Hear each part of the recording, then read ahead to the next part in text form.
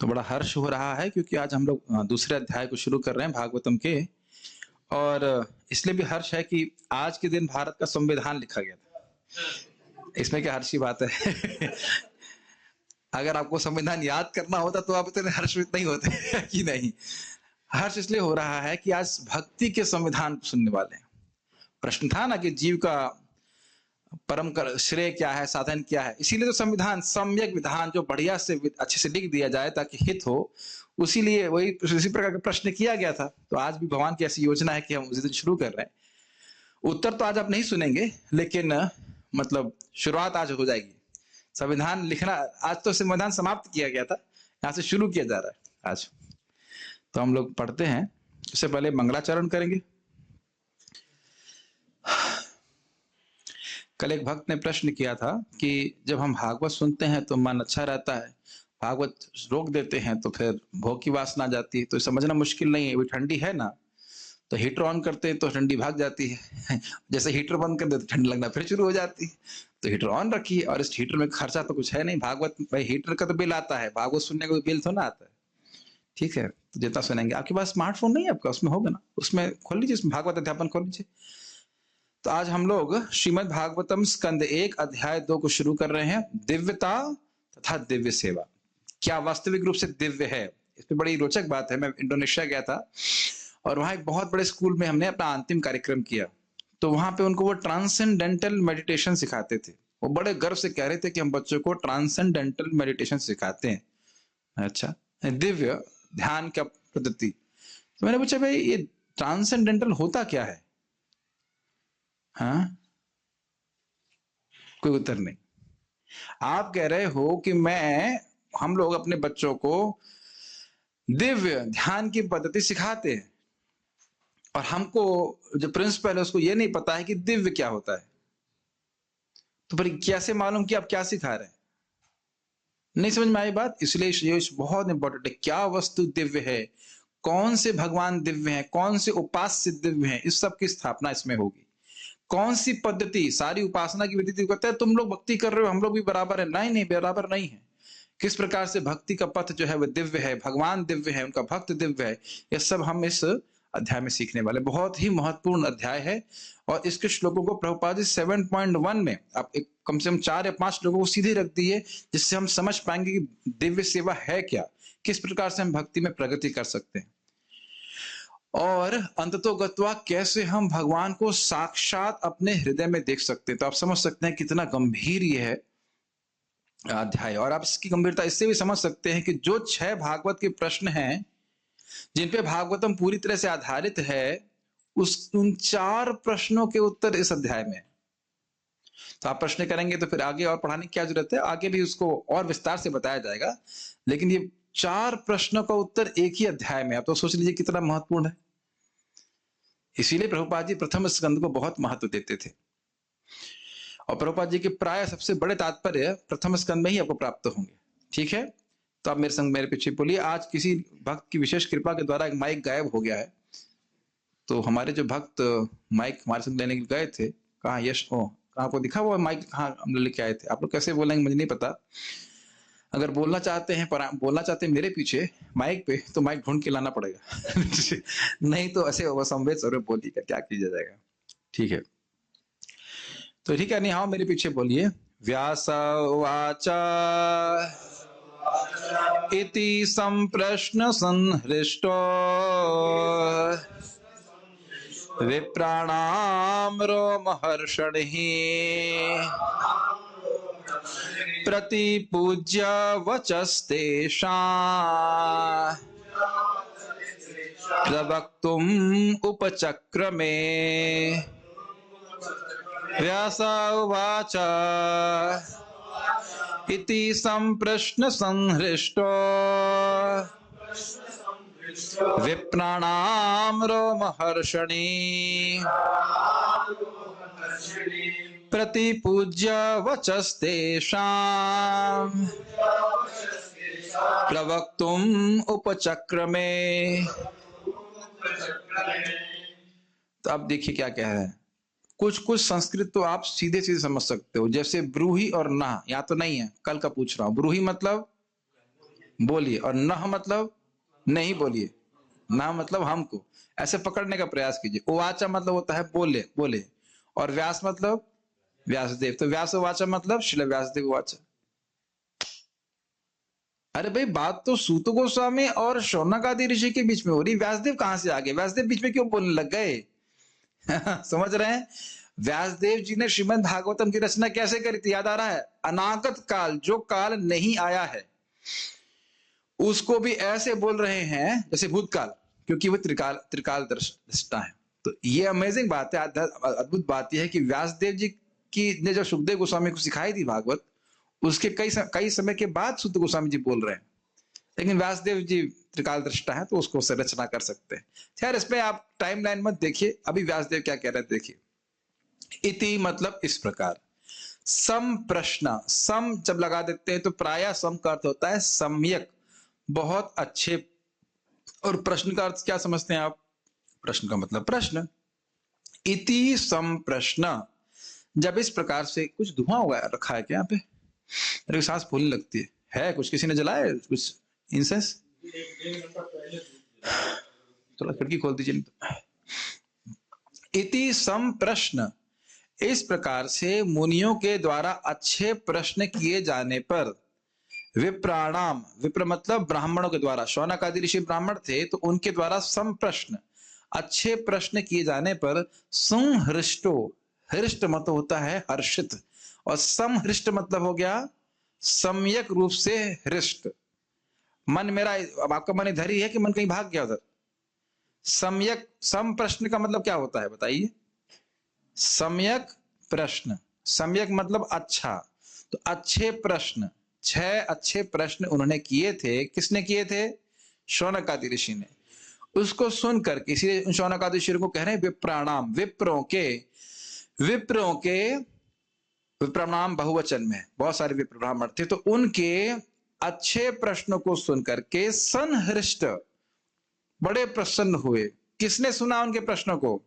सूत गोस्वामी। तो सूत गोस्वामी जी संहृष्ट, संहृष्ट मतलब बहुत प्रसन्न हुए, इसलिए यहाँ पे लिखा हुआ है रोमहर्षणी, रोमहर्षण जी के बेटे सूत गोस्वामी, जिनका नाम उग्रश्रवा भी था। उग्रश्रवा इसलिए क्योंकि वह सुनने में बहुत तेज थे और उनको, उनकी बहुत आग्रह था श्रवण करने में, और जो सुनते थे वो तुरंत उनको याद हो जाता था। ये याद होना चाहिए कि सुखदेव गोस्वामी जब बोल रहे थे तो सूत गोस्वामी बिल्कुल पास में बैठे थे, और एक बार सुन के ही सब याद हो गया उनको। किसको याद हो गया एक बार में ही? सूत गोस्वामी को।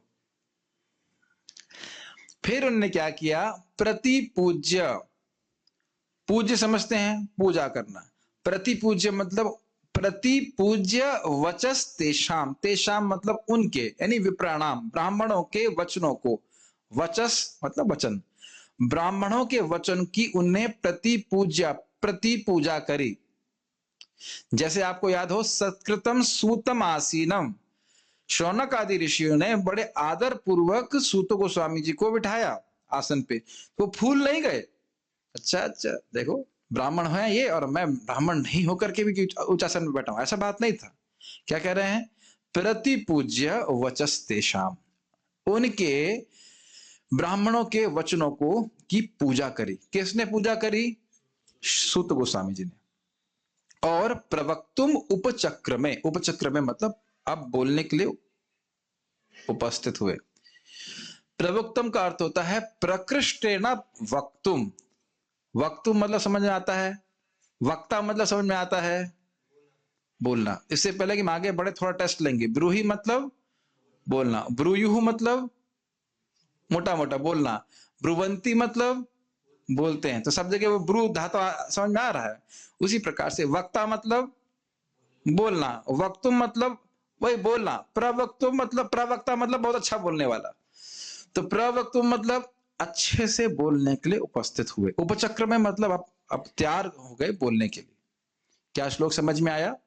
व्यास वाच, व्यास, क्यों मैं इस प्रकार से क्यों समझा रहा हूं? क्योंकि हम लोग इस प्रकार से समझने का प्रयास नहीं करते, और प्रभुपाद जी चाहते थे कि एक एक शब्द को हम अच्छे से समझे श्रीमद् भागवतम के। और जब हम दोबारा फिर वो करवाएंगे ना रिवीजन लास्ट में, मेरे ख्याल से ऑलमोस्ट 34-35 दिन के बाद जो भी होगा, तो आपको बहुत अच्छा लगेगा, क्योंकि आप श्लोकों से अभिज्ञ हो जाएंगे। अभिज्ञ शब्द हमने कहां सीखा था? पहले श्लोक में, अभी क्यों जाएंगे, समझ जाएंगे। और जब हम पारायण करते जाएंगे तो आपको श्लोक अर्थ सीधे सीधे समझ में आ जाएंगे। पारायण आज कराएंगे, ठीक है? ठीक है। व्यास उवाच मतलब व्यासदेव ने कहा। इति संप्रश्न मतलब इस प्रकार से अच्छे प्रश्न को सुन करके। संहृष्ट मतलब प्रसन्न हुए। कौन प्रसन्न हुए? रोमहर्षण, यानी कि रोमहर्षणी मतलब सूत गोस्वामी। किसके प्रश्न? ब्राह्मणों के प्रश्न, शौनकादि ऋषि के। और फिर क्या किया उन्होंने? प्रसन्न होकर के उनके वचनों की पूजा करी। प्रतिपूज्य वचस्तेषाम प्रवक्तुम उपचक्र में। अब अच्छे से उनके प्रश्न का उत्तर देने के लिए वह उद्यत हुए। उद्यत मतलब हुए उद्यम करेंगे, तैयार हुए। यस, हाँ, सोच रहे हैं। जैसे हम यहाँ करते हैं, कोई प्रश्न करता है तो हम कुछ सोचते हैं, फिर उसका उत्तर देने का प्रयास करते हैं। प्रवक्तुम उपचक्र में मतलब कुछ विमर्शन करेंगे। विमर्शन का मतलब होता है ही विल रिफ्लेक्ट कि इस प्रश्न का क्या उत्तर है, जो प्रश्न किए हैं। क्योंकि आपको याद है प्रश्न क्या थे? शास्त्रों का सार क्या है। तो अब वह प्रोसेस करना शुरू कर रहे हैं, शास्त्रों का सार क्या है। अच्छा अच्छा, शास्त्रों का सार क्या है, ऐसे करेंगे ना। सारे शास्त्र पूछ लेना, धर्म शास्त्राणि ज्ञान होता है, इतिहास पुराण धर्म शास्त्र, जो वेदांत सूत्र और अन्य जो मुनि जो बोल रहे हैं वह सब आप जानते हो, तो उसका सार क्या है। अच्छा, सार क्या है? तो जो पढ़ा है वो सब कुछ स्मरण करके भागवत सुन चुके हैं, वह सब भी तो अब वो जो है प्रस्तुत करना चाहते हैं। तो सार, तो इसलिए प्रयास है कि नहीं उसमें? नहीं। कोई मान लीजिए कहे स्वामी जी 2 मिनट में गीता का सार बताइए, तो आप सोचेंगे ना कि गीता का सार क्या है। हमको तो पता है भक्ति सार है, लेकिन मान लीजिए कोई पूछे तो आप क्रक्स बताने के लिए कुछ बोलेंगे तो आपको प्रयास करना पड़ेगा ना। क्रक्स समझते? सार बस, ठीक। और सार भी ऐसा कुछ नहीं, सार वैसा जिसके द्वारा सभी की आत्मा प्रसन्न हो जाए। सभी की, एक की नहीं, दो की नहीं, सभी की आत्मा प्रसन्न हो जाए। ये सब अभी देखने वाले हैं। अनुवाद। रोमहर्षण के पुत्र उग्रश्रवा सूत ने ब्राह्मणों के सम्यक, सूत गोस्वामी ने, ये पता नहीं कुछ ऊपर हो गया सॉफ्टवेयर की वजह से, सूत गोस्वामी ने ब्राह्मणों के सम्यक प्रश्न से पूर्णतः प्रसन्न होकर उन्हें धन्यवाद दिया और वे उत्तर देने का प्रयास करने लगे। उपचक्र में समझ में आ गया? प्रयास कर लगे, हम प्रयास कर रहे हैं उत्तर देने का। साधार्थ दर्शनी यहां पे वो बताएंगे कि इस अध्याय में क्या वर्णन है। मुझे हंसी इस पे आ रही थी कि एक भक्त को मैंने अनुवाद करने के लिए दिया और उन्होंने कॉमा गलत जगह लगा दी तो अर्थ पूरा अर्थ का अनर्थ हो गया। एक कॉमा से सारा अर्थ चेंज हो जाता है। कोई बात नहीं, उनको नए हैं, उनको नहीं पता, प्रयास किया नहीं। दूसरे अध्याय में 3 विषयों का वर्णन है। प्रक्रिया यानी अभिधेय, और वो है भक्ति। अभिधेय के बाद कॉमा नहीं है, अभिधेय के बाद कॉमा लगा देंगे तो अर्थ कुछ अलग हो जाएगा। प्रक्रिया, किसकी प्रक्रिया? आप जानते हो वेदों में 3 विषय वस्तु हैं, संबंध, अभिधेय और प्रयोजन। संबंध भगवान से जीव अपना समझे, और अभिधेय मतलब वह साधन करे जिसके द्वारा उस संबंध की जागृति हो। और क्या इसका प्रयोजन क्या है? भगवत प्रेम। तो कह रहे हैं प्रक्रिया यानी साधन है या अभिधेय है भक्ति, ये बताया जा रहा है इसमें। इस अध्याय में और कोई साधन नहीं बताया जाएगा। प्रश्न क्या था? परम साधन क्या है? परम जो श्रेय, परम श्रेय की प्राप्ति कराने वाला हो, तो इसलिए भक्ति को ही बताया जाएगा साधन। समझ में आया? फिर उसके बाद परम श्रेय, परम साध्य वस्तु क्या है? भक्ति करके क्या प्राप्त करोगे? स्वर्ग जाना है, मुक्त होना है, तो कहते हैं ना, लक्ष्य, प्रयोजन, प्रेम। लक्ष्य ब्रैकेट में प्रयोजन, मतलब लक्ष्य का मतलब होता है प्रयोजन। प्रयोजन समझते उद्देश्य, और वो क्या है? भगवत प्रेम। ये दूसरा विषय है, इसको भी आप आगे श्लोकों में देखने वाले हो। और उपास्य कौन है भाई? किसकी पूजा करेंगे, किसके चरणों में प्रेम प्राप्त होगा? तो कहते हैं परमेश्वर भगवान श्री कृष्ण। रोमहर्षण के पुत्र उग्रश्रवा थे जिन्हें सूत भी कहा जाता है। तो 3 बातें याद हुई। क्या इस अध्याय के क्या टॉपिक्स हैं? मैं एक एक व्यक्ति को पूछता हूं। क्या गया आपका नाम? उद्धव की द्वारकाधीश प्रभु। पहला विषय क्या है इस? अभिधेय। अभिधेय क्या है? भक्ति प्रक्रिया, जिसके द्वारा आप संबंध को जागृत कर सकते हैं।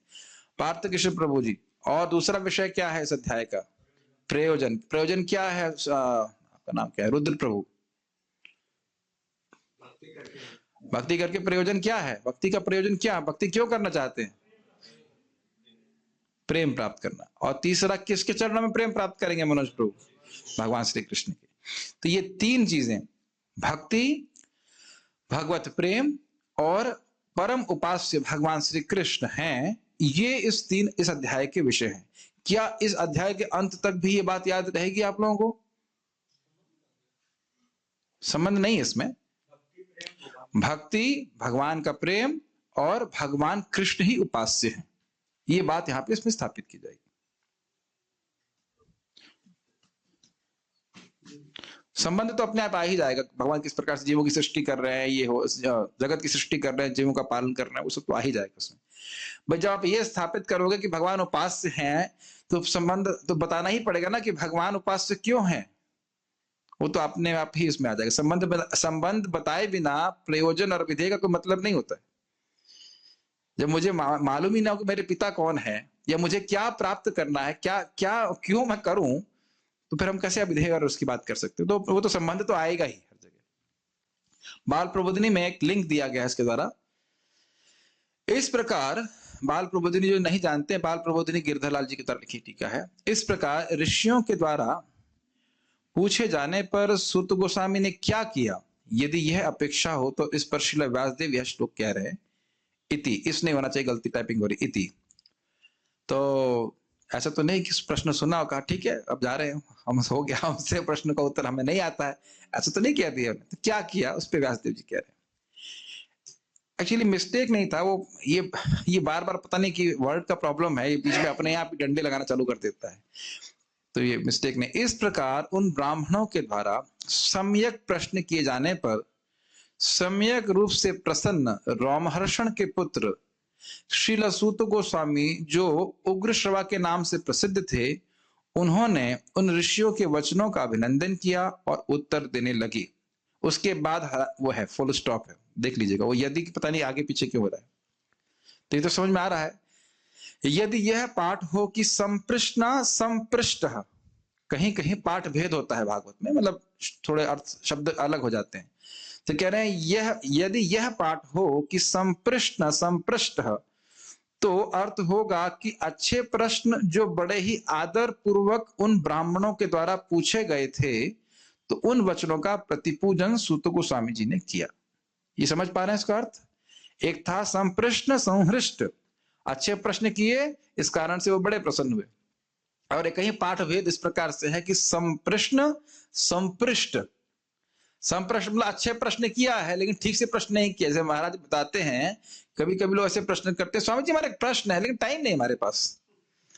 तो ऐसे तो नहीं किया ना शौनकादि ऋषि ने, हमारी बहुत इच्छा है, बहुत लालसा है भगवान के बारे में सुनने के लिए, हम खूब समय लेके आए हैं, आसीन दीर्घ सत्रेणा कथायाम सक्षणा हरे, है ना, सारे क्षण लेकर के आए हैं। आप तो हमारे धात्रा ने हमको आपको भेजा है, कर्ण धारण वार्णिवम, इस प्रकार से बोल रहे, कली दुस्तर है, तो अपना एकदम से दैन्यता पर प्रस्तुत कर रहे हैं, आप हमारा उद्धार करने वाले हैं। तो बड़ी ही नम्रता से, बड़े उत्साह से, बड़े आग्रह से पूछा। तो इस कारण से भी उनके वचनों की प्रतिपूजन श्रील सूत गोस्वामी ने कहा। अब आप एक प्रश्न कर सकते हो कि भाई उनका नाम अभी आपने कहा कि उग्र श्रवा के रूप में वह प्रसिद्ध थे, अपने आप में प्रसिद्ध थे कि वो श्रवण करने में बड़े उग्र थे, मतलब बहुत उनकी उत्कंठा थी श्रवण करने की, और श्रवण करने में बहुत तेज थे। तो यहां उनको रोमहर्षण ही क्यों कहा जा रहा है? भाई रोमहर्षण के पुत्र कहने से क्या सूचित हो रहा है? उनका खुद का एक अपना नाम था, उनका अपना खुद का एक गुण है कि उग्र श्रवा, तो रोमहर्षण क्यों कह रहे हैं? श्रील सूत गोस्वामी के उग्र श्रवा, थोड़ा टाइपिंग एरर को आप टॉलरेट कीजिएगा, टाइपिंग एरर नहीं है, वो सॉफ्टवेयर गड़बड़ कर रहा है कुछ। श्रील सूत गोस्वामी के उग्र श्रवा नाम को न कहकर यहाँ रोमहर्षणी अर्थात श्री रोमहर्षण के बेटे, इस प्रकार से उनको संबोधित करने का आशय यह है कि भगवत भक्ति के उद्रेक के द्वारा, भगवत भक्ति का उद्रेक मतलब प्रवाह अंदर इतना बढ़ रहा था रोमहर्षण जी के, कि भगवत भक्ति के उद्रेक के कारण जिनके रोम सर्वदा हर्षित रहते थे, उनके पुत्र भी उन जैसे ही होंगे। देख रहे हैं कितना कितना अर्थ है एक एक शब्द का। रोमहर्षण जी समझ ही रहे होंगे, हर्षण समझ रहे हैं ना, बाल जो रोए हैं वो खड़े हो जाना। तो जब वो कथा कहते थे रोमहर्षण जी, तो उनके बाल खड़े, बाल मतलब ये रोम रोमांचित हो जाता था उनका, इतना वो भगवान के शुद्ध भक्त थे। और स्वाभाविक सी बात है, इतना महान पिता है तो उनके बेटे भी ऐसे होंगे, तो वह भी ऐसी कथा करेंगे कि स्वयं रोमांचित होंगे और अन्य ऋषियों को भी रोमांचित करने वाले होंगे। इसलिए उनको रोमहर्षणी शब्द से संबोधित करना। अब कितना देखिए, कितना रहस्य है एक एक शब्द में श्रीमद् भागवतम के। तात्पर्य प्रभुपाद जी का, नैमिषारण्य के मुनियों ने सूत गोस्वामी से 6 प्रश्न पूछे और अब वे एक एक करके उनका उत्तर दे रहे हैं। प्रभुपाद ने कौशिक में लंबा तात्पर्य नहीं दिया है, हमने कुछ नोट ऐड किए हैं, तो बता इसमें आपको हेल्प मिलेगी कि कौन कौन से प्रश्न किए गए थे प्रथम अध्याय में और कौन कौन से प्रश्नों को उत्तर के रूप में यहाँ पे प्रस्तुत किया गया। इतना क्लिक क्यों कौन कर रहा है? इतना क्लिक तो मैं ही नहीं कर रहा हूं। अच्छा ठीक, मेरे ख्याल से अच्छा होगा कि आप वो अपना keypad whatever touch pad use करें। 1.2.6-7 उत्तर है प्रश्न 1 और प्रश्न 2 के, जिन्हें 1.1.9 और 11 में पूछा गया था। किसी को याद है अभी भी कि प्रश्न पहले 2 कौन से थे? क्या प्रश्न था पहला? परम श्रेय क्या है, और दूसरा क्या है? शास्त्रों का वह सार जो सबको संतुष्ट कर दे। तो इन प्रश्नों का उत्तर 6 और 7 श्लोक में दिया गया है। एक मोटा मोटा जानकारी दे रहे हैं। परम श्रेय क्या है और शास्त्रों का वह सार क्या है जो आत्मा को संतुष्ट कर दे? उत्तर है प्रेमा भक्ति। साधन भक्ति परम श्रेय का साधन है, और वह साधन भक्ति भगवान को प्रेम प्रदान करने वाली है। तो जब प्रेम प्राप्त हो जाएगा तो जीव का परम कल्याण हो जाएगा, जिससे जीव पूरी तरह से सुखी हो जाएगा। क्योंकि भगवत प्रेम प्राप्त करके भक्ति के कोई भी अंग को करता है तो उसको अनंत सुख मिलता है, और जीव का परम कल्याण इसी में है कि जीव आनंदमय हो जाए, सुखी हो जाए। कुछ समझ में आ रहा है? ये सुबह का ब्रेकफास्ट ही याद आ रहा है अभी तक। देखिए, आप लोगों का कर्तव्य है कि इसको हम जब रात में पोस्ट कर देते हैं तो आने से पहले एक बार जरूर पढ़ लें, नहीं तो ऐसे लगेगा जैसे मैं मतलब कुछ नई बात कर रहा हूं।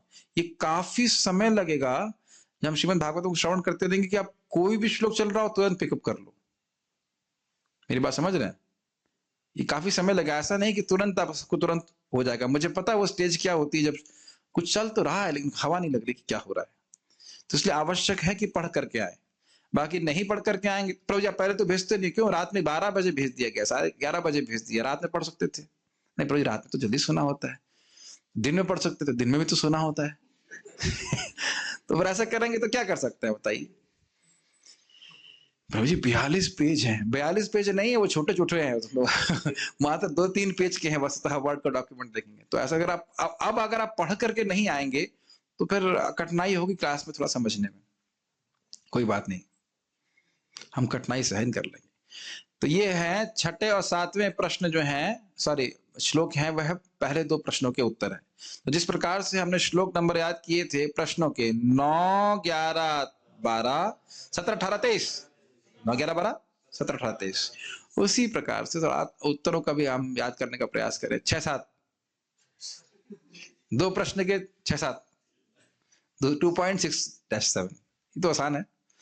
1.2.30-33 उत्तर है प्रश्न 4 के। पुरुषावतारों, इसमें बोला जाएगा पुरुषावतारों के द्वारा भगवान श्री कृष्ण जगत की सृष्टि करते हैं। प्रश्न नंबर 4 क्या था कि भगवान कृष्ण के चरित्र को बताइए। तस्य कर्माणि दाराणि। तो आप कहेंगे अरे ये तो पुरुषावतार के बारे में बोल रहे हैं। ना ना ना, वहां पे आप देखने वाले हैं कि वही एक भगवान श्री कृष्ण अपने आप को विस्तारित करते हैं इन पुरुषावतारों के रूप में। तो वो भगवान कृष्ण का ही चरित्र है, बड़े उदार कर्म है उनके। तो इसका उत्तर केवल दशम स्कंद नहीं है जहां पे भगवान श्री कृष्ण का चरित्र है, वह तो उत्तर है ही। पूरा दशम स्कंद ही 4 प्रश्न का उत्तर है कि श्री कृष्ण के क्या चरित्र है। तो वो तो कोई दिक्कत नहीं, लेकिन यहाँ पे भी संक्षेप में उत्तर दिया जा रहा है। समझना होगा कि इन प्रश्नों के उत्तर बार बार आएंगे, एक ही जगह नहीं आएंगे, बार बार आएंगे, बार बार आएंगे। ठीक है। 1.2.34 उत्तर है प्रश्न 3 का। भगवान कृष्ण जीवों को आकर्षित करके अपने धाम में ले जाने के लिए आते हैं और लीला करते हैं। प्रश्न नंबर 3 क्या था? देवकी और वसुदेव के द्वारा भगवान कृष्ण क्यों प्रकट हुए? ताकि इन लीलाओं को श्रवण करके जीव उनके प्रति प्रेम जागृत करे, आकर्षित हो और उनके पास वापस चला जाए। तो एक मोटा मोटा आपको हमने अंदाजा दिया, बाकी हम पढ़ाएंगे। अब आप मेरे पीछे बोलिए। सूत उवाच। मुझे बड़ा दुख है कि सॉफ्टवेयर गड़बड़ कर दिया। जो मैं कुछ कर रहा हूँ वो सब लेफ्ट राइट ऊपर नीचे जा रहा है। अभी तक तो केवल स्टूडेंट्स नहीं सुनते थे, अब तो सॉफ्टवेयर भी नहीं सुन रहा है। कोई बात नहीं। सूत उवाच यम प्रव्रजन्तमनुपेतमपेत कृत्यम व्रज।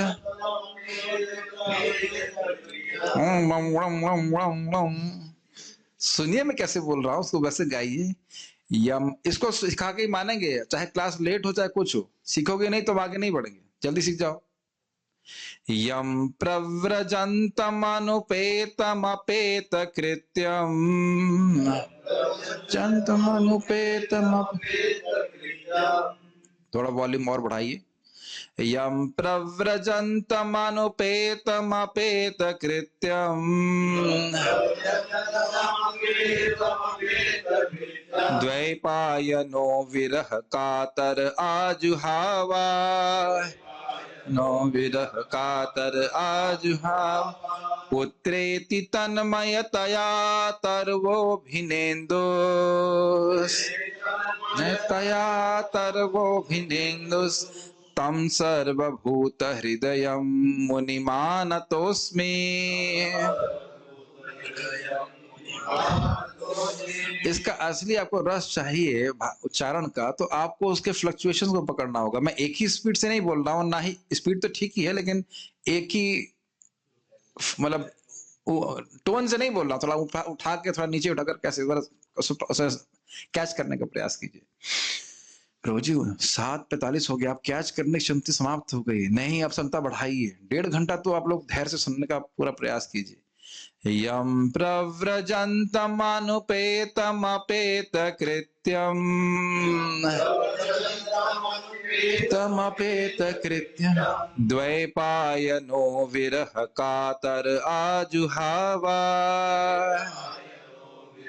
कातर आजुहावा पुत्रेति तन्मयतया तर्वोऽभिनेन्दुस्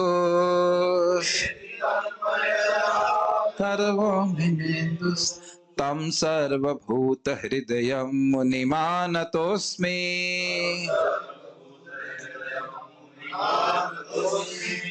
तो सुत उवाचा का अर्थ क्या हुआ भक्तों? सुत गोस्वामी ने कहा, इतनी संस्कृत हम समझ गए गुरु जी। ठीक। यम मतलब जो, प्रव्रजंतम, व्रज मतलब होता है चलना, और प्रव्रजंतम मतलब बहुत बढ़िया से चलना। प्रव्रजंतम का अर्थ है कि अकेले गए, सन्यास लेके चले गए, आप किसी को ना साथ लेके गए, ना तो कुछ साथ लेके गए और ना किसी को साथ लेके गए। कभी कभी हो सकता है कि व्यक्ति कुछ ना लेके जाए लेकिन किसी को साथ ले जाए, इस व्यक्ति को साथ में ले जाए, भाई कोई आसरा रहे। और कभी कभी ये हो सकता है कि किसी को साथ ना ले जाए लेकिन बहुत कुछ साथ में लेके चला जाए, ये भी हो जाता है, ये तो प्राय होता ही है। समझ रहे दोनों बात? तो कहते हैं ना, उनके वैराग्य को सूचित करने के लिए कहते हैं प्रव्रजंतम, प्रकृष्ट न परिव्राजकाचार्य, ठीक है ना, जो परिवर्जन करते हैं, परिव्रजन करते हैं, जो ट्रैवल करते हैं बहुत अच्छे से, तो कह रहे हैं प्रव्रजंतम। मतलब अब घर परिवार में कोई आसक्ति नहीं थी, अब जानते हैं सूत गोस्वामी पैदा होते ही चले गए थे, प्रव्रजंतम। फिर कह रहे हैं प्रव्रजंतम के बाद वो बोल रहे हैं अनुपेतम अपेत कृत्यम। अनुपेतम का अर्थ प्रभुपाद जी यहाँ पे क्या कह रहे हैं, देखिए। मान लीजिए कोई शब्द हमको नहीं समझ। अनुपेतम मतलब हुआ संस्कार किए बिना, जनेऊ के बिना, और अपेत मतलब संस्कार न करके, अपेत कृत्यम मतलब करणीय और कर्तव्य। अब जरा देखिए इनका अर्थ। अनुपेतम का मतलब उनका संस्कार नहीं हुआ था, उनका यज्ञोपवीत संस्कार नहीं हुआ था। आप कहेंगे प्रभु इसमें कौन सी बड़ी बात है, बहुतों का नहीं होता है, लेकिन किसके बेटे थे? शिला व्यासदेव जी के बेटे थे। तो ये एक ब्राह्मण के यहाँ बहुत महत्वपूर्ण बात है कि उसके बेटे का यज्ञोपवीत संस्कार होना चाहिए। तो अच्छा मान लो नहीं हुआ था, तो वह खुद ही चले जाते, खुद ही चले जाते और कहते कि मेरा यज्ञोपवीत संस्कार कर दीजिए। कहते हैं ना अपेत कृत्यम, अपेत मतलब दूर दूर, अपेत कृत्य, इस प्रकार के सारे संस्कारों को दूर से छोड़ दिए थे। अपेत कृत्य, अपेत कृत्य समझ में आ रहा है? कृत्य मतलब जो किए जाने चाहिए। उन अनुपेतम मतलब उनका यज्ञोपवीत संस्कार नहीं हुआ था। ठीक, अरे नहीं हुआ था तो भाई करवा लेना चाहिए था, सन्यास लेने से पहले भाई कम से कम यज्ञोपवीत संस्कार तो हो जाना चाहिए था ना। तो जाते गुरु जी के पास तो कहते हैं ना अपेत कृत्यम, वो इस प्रकार के कर्तव्यों से परे थे, वो उन कर्तव्यों को दूर छोड़ दिए थे। अपैत मतलब दूर चले जाता, दूर जाना। तो कह रहे हैं अपैत कृत्यम, इन कृत्यों को, वो यज्ञोपवीत संस्कार करो, ये करो, वो करो, इससे तो वो पहले ही ऊपर उठे हुए थे, क्योंकि वो ब्रह्मनिष्ठ थे। समझ में आ रहा है उनके गुणों का व्याख्यान? प्रव्रजंत मतलब परम परम विरक्त थे, पैदा होते ही चले गए। 16 साल की उम्र में पैदा हुए, पैदा होते ही चले गए। अरे भाई 16 साल की उम्र में तो कम से कम यज्ञोपवीत हो जाना चाहिए था ना। 5 साल की उम्र में हो जाता था ब्राह्मण के बच्चों का। तो कह रहे ना अनुपेतम, यज्ञोपवीत संस्कार नहीं हुआ। तो कहते हैं नहीं हुआ तो खुद जाके कराते। तो कहते हैं अपेत कृत्यम। अपेत कृत्यम मतलब वह इन कर्तव्यों से, इस शुद्धिकरण के संस्कारों से पूरी तरह से ऊपर थे। ये अपने गुरु जी के गुणों का स्मरण कर रहे हैं।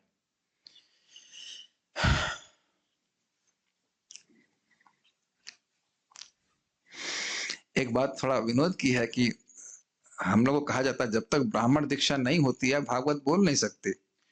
लेकिन जो भागवत को पहली बार बोले वो तो ब्राह्मण दीक्षा लिए नहीं। खैर स्वाभाविक सी बात, आप कहेंगे वो सुखदेव गोस्वामी है, इसलिए हमें कोई ऑब्जेक्शन नहीं इस बात पे बोलने के लिए। लेकिन भागवत विधि में यह तो नहीं कहा जा सकता कि भागवत तभी की जाएगी जब पढ़ा जा सकता है जब ब्राह्मण दीक्षा प्राप्त हो, ऐसा तो नहीं कहा जा सकता। मतलब श्लोक आपके सामने है, कोई इसमें डाउट तो नहीं। स्टैंडर्ड तो हम बना ही रहे हैं, कोई दिक्कत नहीं है कि ब्राह्मण दीक्षा होना चाहिए तभी व्यक्ति को भागवत बोलना चाहिए सब कुछ।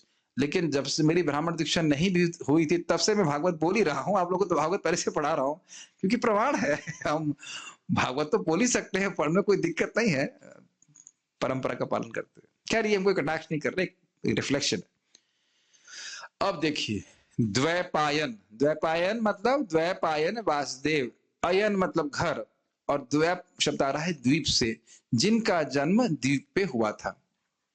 कुछ कुछ बातें मुझे समझानी पड़ रही हैं क्योंकि शायद नहीं पता हो आपको। इनके पिता थे पराशर मुनि, और वो कौन सी नदी थी मुझे याद नहीं आ रहा, गंगा जी की यमुना जी मुझे याद नहीं, लेकिन वो गंगा जी शायद पार कर रहे थे। और उन्होंने देखा कि मुहूर्त ऐसा है कि इस समय अगर संतान उत्पत्ति होती है तो बहुत द्विज, बहुत ही मतलब भगवान के अवतार ही इसमें जन्म लेंगे। तो जो लड़की थी उसका नाम था मत्स्य गंधा, मत्स्य गंधा नाम था ना, जो सत्यवती के नाम से जानी जाती थी। उसको, उसके शरीर से मत्स्य की बदबू आती थी, कि मछली का ही काम करते थे वो लोग, उनके पिताजी। तो उससे वो नाव को चला रही थी, और उसने कहा कि इस समय आपके द्वारा अगर संतान उत्पत्ति होगी तो भगवान के अवतार होगी। तो कहते नहीं मेरी तो शादी नहीं हुई। तो कहते नहीं आप अपवित्र नहीं होगी। तो उन्होंने कहा लेकिन सब लोग देख रहे हैं ऋषि मुनि, ऐसे कैसे आप हमसे संग कर सकते हैं? तो उन्होंने कहा कि नहीं, अपनी शक्ति से पराशर मुनि ने सब तरफ कोहरे का निर्माण कर दिया, और उनका संग करके फिर व्यासदेव जी की उत्पत्ति होती है। और व्यासदेव जी वैसे नहीं थे। हाँ आज ही हम प्रश्न कर रहे थे कौन पैदा होते ही बड़े हो गए, व्यासदेव जी थे। किसकी बात हो रही थी, कौन पैदा होते ही बड़े हो गए? व्यासदेव जी तुरंत ही बड़े हो गए, और उन्होंने कहा कि माता मैं जा रहा हूँ तपस्या करने, जब अभी आपको जरूरत होगी मुझे आप स्मरण करना, और फिर मैं आपके सामने उपस्थित हो जाऊंगा। तो फिर पराशर मुनि ने आशीर्वाद दिया कि जो तुम्हारे शरीर से मत्स्य की मतलब मछली की बदबू आ रही है, वह बिल्कुल इतनी सुंदर हो जाएगी, इतनी सुंदर खुशबू आएगी कि कई कई किलोमीटर तक जो है खुशबू आपके शरीर से व्याप्त रहेगी। तो इसी से शांतनु महाराज आकर्षित हो गए थे। तुम खाली द्वैपायन पे बोल रहे हैं, द्वैपायन कौन है? श्री व्यासदेव। अब जब वो चले गए, सुखदेव गोस्वामी पैदा होते ही चले गए, तो द्वैपायनो विरह कातर, कातर आप समझते हो, कातरता, आतुरता में। किस लिए आतुर हो गए? कह रहे सुखदेव गोस्वामी के विरह में वो कातर हो गए। और फिर क्या किए? आजुहावा, बोलने लगे, हे पुत्र आओ, हे पुत्र, इसको कहते आजुहावा। प्लुत स्वर, प्लुत स्वर मतलब बोलना, हे पुत्र आओ। क्या ये प्लुत है? नहीं। हे पुत्र, हे को लंबा कर रहे हैं ना, हे तो उसको कहते हैं प्लुत। हे पुत्र, इस प्रकार से वह बोल रहे थे। तो इसको कह रहे आजुहावा, बुला रहे थे कि आ जाओ। क्यों बुला रहे थे? आपको पता है, क्योंकि वह श्रीमद् भागवतम को अपने पुत्र को देना चाहते थे, और इस कारण से वो उनसे बहुत प्रेम भी था सुखदेव गोस्वामी से। पुत्रेति, आजुहावा पुत्रेति, पुत्र इति, हे पुत्र, हे पुत्र, इस प्रकार से क्या के पीछे पीछे वो भाग रहे थे। लेकिन प्रव्रजंतम, उन्हें कोई मतलब नहीं था, उन्हें कोई मतलब नहीं था। तो जब इस प्रकार से वो बोल रहे थे तो तन्मय तया तरवो भी, जो तरु थे, तरु मतलब होता है पेड़, वो पेड़ सुखदेव गोस्वामी के तन्मय तया, तन्मयता मतलब सुखदेव के रूप में अभिनेन्दुस, मतलब बोले। सुखदेव गोस्वामी से इतना ऐक्य था पेड़ों का, या सुखदेव गोस्वामी पेड़ों के अंदर प्रवेश करके, दोनों अर्थ है, अपने पिताजी को बोले हे पुत्र। जैसे आप देखिए जंगल में आप जाएंगे और आप बोलेंगे हे पुत्र, तो आवाज क्या आएगी पीछे से? हे पुत्र। अब समझ में आ रहा है मैं क्या कह रहा हूं? तो उन्होंने कहा जब व्यासदेव जी ने बोला हे पुत्र, तो सुखदेव गोस्वामी जी पेड़ों में प्रवेश कर गए और पेड़ों के द्वारा प्रतिध्वनि के रूप में बोले हे पुत्र। मतलब कहने का आशय यह है कि आप कह रहे हो मैं आपका पुत्र हूं, अगर वाकई मैं आपका पुत्र हूं तो आप भी मेरे पुत्र हो। कितने जन्म ले चुके हैं, कौन किसका पुत्र है? समझ में आ रहा है कि क्या बोल रहे हैं? तो ना बड़ा सुंदर है। तो कह रहे हैं कि तम मतलब उन सुखदेव गोस्वामी को मैं नमस्कार कर रहा हूं जो सर्वभूत हृदय। अगर कोई आश्चर्य करे अरे भाई ये क्या बोल रहे हो, सारे पेड़ों में प्रवेश कर रहे, ये तो बात हजम नहीं हुई। तो कह रहे अरे नहीं, सर्वभूत हृदय, उनके पास तो इतनी योग शक्ति है कि सभी जीवों के हृदय में, मन में प्रवेश करने की शक्ति है। तो फिर क्या कहते हैं? मुनिमान तोस्मि, जो मुनिमान है, जो सारे मुनियों में सर्वश्रेष्ठ हैं, न तोस्मि, मैं उनकी नमस्कार कर रहा हूं। श्लोक समझ में आ रहा है आप लोगों को? इससे अर्थ यह भी सूचित है कि वह जिस प्रकार से पेड़ों में जाके प्रवेश करके अपने पिता व्यासदेव जी के दुख को निवृत्ति किए, और पेड़ों के द्वारा जब बोल सकते हैं तो मेरे हृदय में भी प्रवेश करके ऐसे बोले कि सभी ऋषिगण प्रसन्न हो जाएं। अर्थ ग्रहण कर पा रहे हैं? अगर मान लीजिए अभी पूरा नहीं समझ में आ रहा है तो फिर से आप जाकर पढ़ना जरूर, तो जरूर समझ में आ जाएगा। एक बार फिर से श्लोक देख लें। सूत वाचा, अर्थात सूत गोस्वामी जी ने बोला। यम मतलब वो सुखदेव गोस्वामी, प्रव्रजंतम, जो सन्यास लेकर तुरंत ही, पैदा होते ही सन्यास लेके चले गए। कोई स्पेशल लग रहा है इसमें आपको? आप सन्यास ले सकते हैं अभी? यहाँ पे कोई लड़का है जो भी सन्यास लेने की शक्ति रखता हो अभी? अब आप समझ लीजिए कितने महान है। अब समझ में आ रहा है? ऐसे हम सुन लेंगे हाँ सन्यास लिया, पैदा होते ही सन्यास, ये तो रिकॉर्ड कोई तोड़ नहीं पाएगा ना। हाईएस्ट रिकॉर्ड जो है वह है शंकराचार्य जी के, शायद मैंने सुना 7 साल में उन्होंने सन्यास लिया। उसके बाद है मध्वाचार्य जी ने 12 साल में लिया, लेकिन पैदा होते ही सन्यास लिया यह तो कोई नहीं किया ना। तो आप समझ रहे हैं गुरु जी कितने महान हैं सुखदेव गोस्वामी, और उनके मुख से हमको भागवत पूरा श्रवण करने को मिलेगा, उनके वचन हम कई बार सुनेंगे। आप समझ में आया प्रव्रजंतम का मात क्या है? इसलिए कहते हैं यम प्रव्रजंतम, मतलब आप समझिए यम प्रव्रजंतम में ही कितना महत्वपूर्ण बात है कि वो याद कर रहे हैं किस प्रकार से पैदा होते ही वो चले गए। कितने महान थे सुखदेव गोस्वामी, मतलब पैदा होने से पहले से वो सिद्ध थे। संन्यास लेता है व्यक्ति सिद्धि प्राप्त करने के लिए, लेकिन वो तो पहले से सिद्ध थे। तो यम प्रव्रजंतम, और क्या था? अनुपेतम अपेत कृत्यम, यज्ञोपवीत नहीं हुआ था और न उनको कोई अपेक्षा थी। अपेत कृत्यम, हमें नहीं चाहिए, सब हमें नहीं करना। और इतने शुद्ध भक्त थे कि व्यासदेव जी भी उनसे आसक्त थे। द्वैपायनो विरह कातर, द्वैपायन व्यासदेव जो ऋषि हैं, बड़े धीर हैं, बड़े स्थिर मन वाले हैं, वह भी विरह में कातर होकर के आज वह बोल रहे थे, पुकार रहे थे। क्या पुकार रहे थे? हे पुत्र आओ आओ, ऐसे करके। लेकिन स्वाभाविक है बिजनेस संभालने के लिए नहीं, भागवत को संभालने के लिए। और तन्मयतया तर, वो भी वह सभी पेड़ों में प्रवेश करके, तन्मयता का अर्थ हो कि सभी उन पेड़ों में प्रवेश करके उनको बोले प्रतिध्वनि के रूप में, या वह पेड़ उनसे इतना प्रेम करते थे सुखदेव गोस्वामी से कि वह भी कातर होकर के बोलने लगे हे पुत्र। मैं फिर से रिपीट करूंगा इस बात को। सुखदेव गोस्वामी पेड़ों में प्रवेश करके बोले हे पुत्र, व्यासदेव जी को संतुष्ट करने के लिए। और दूसरा अर्थ यह है कि पेड़ इतना प्रेम कर रहे थे सुखदेव गोस्वामी से कि द्वैपायन वासुदेव जब विरह में कातर होकर के बोल रहे थे हे पुत्र, तो पेड़ भी बोल रहे थे हे पुत्र। चलिए अभी समझ में आ जाएगा पढ़ेंगे तो ऐसे तम ऐसे सुखदेव गोस्वामी को, जो सर्वभूत हृदय, सभी जीवों के हृदय में प्रवेश करने की शक्ति रखते हैं, ऐसे मुनिमान हैं, मतलब सारे मुनियों में सर्वश्रेष्ठ हैं, उनको मैं नमस्कार कर रहा हूं। यह भी समझना होगा कि मुनिमान मतलब वहां बहुत सारे ऋषिगण आए थे।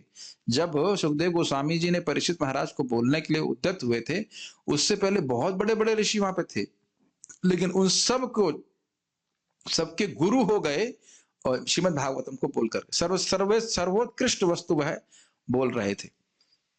समझ रहे? सारे मुनियों में से। ठीक। श्रील सूत गोस्वामी ने कहा, मैं, उसके बाद वो विसर्ग नहीं है, सुखदेव गोस्वामी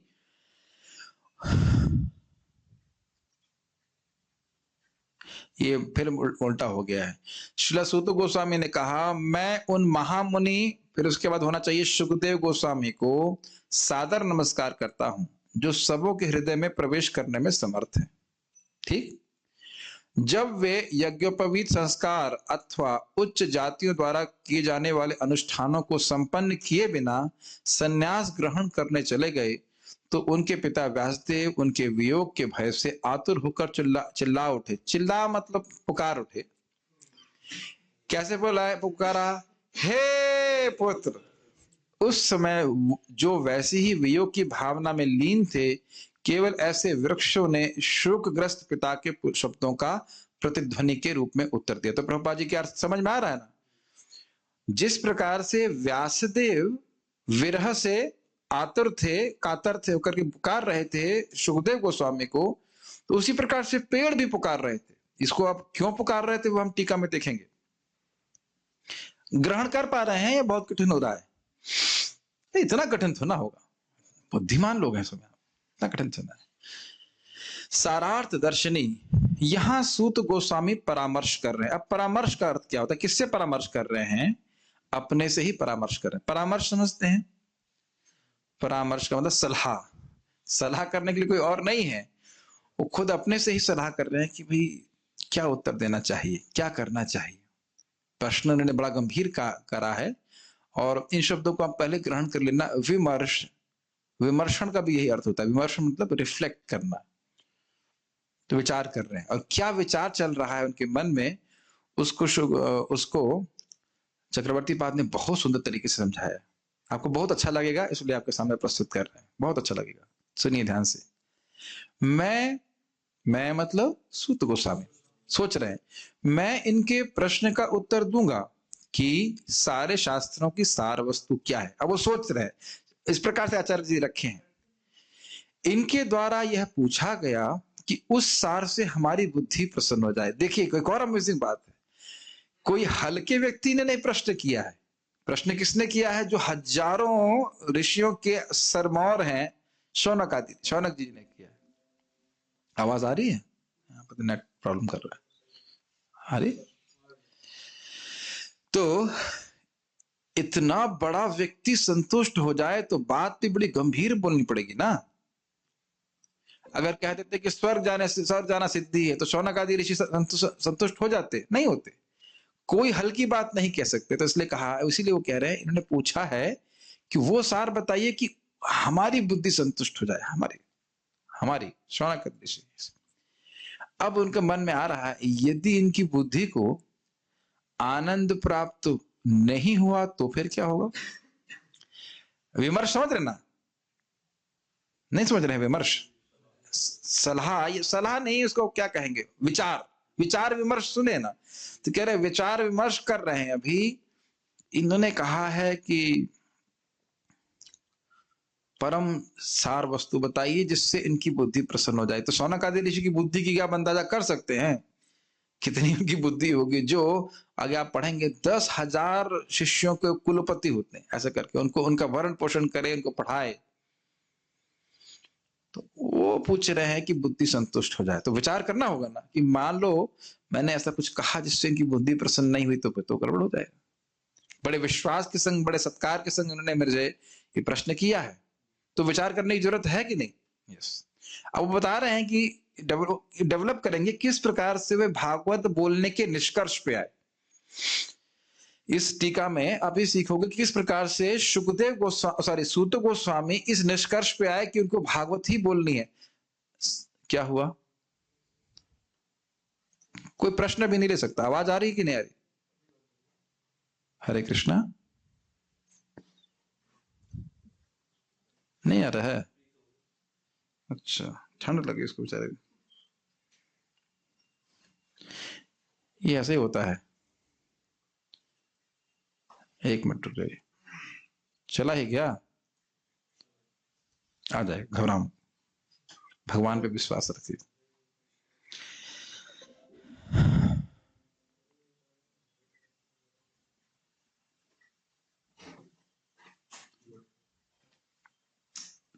ये मूड खराब कर देते हैं लोग।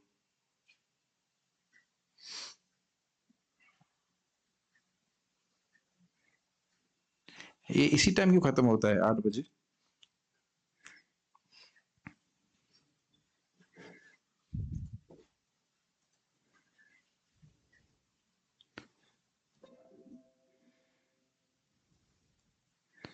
नहीं चल पा रहा? कोई बात नहीं, क्लास तो चलाएंगे, घबराए। छोड़ने वाले, आज छोड़ने वाले नहीं, चाहे कुछ हो। चले, आ गया आ गया आ गया। Good. All glories to our internet वाला। आ रही है आवाज? ठीक है। हरे कृष्णा कृष्णा कृष्णा हरे हरे, हरे राम राम राम हरे हरे। इतना बढ़िया श्लोक है, इसमें क्यों इतनी बाधाएं आ रही हैं?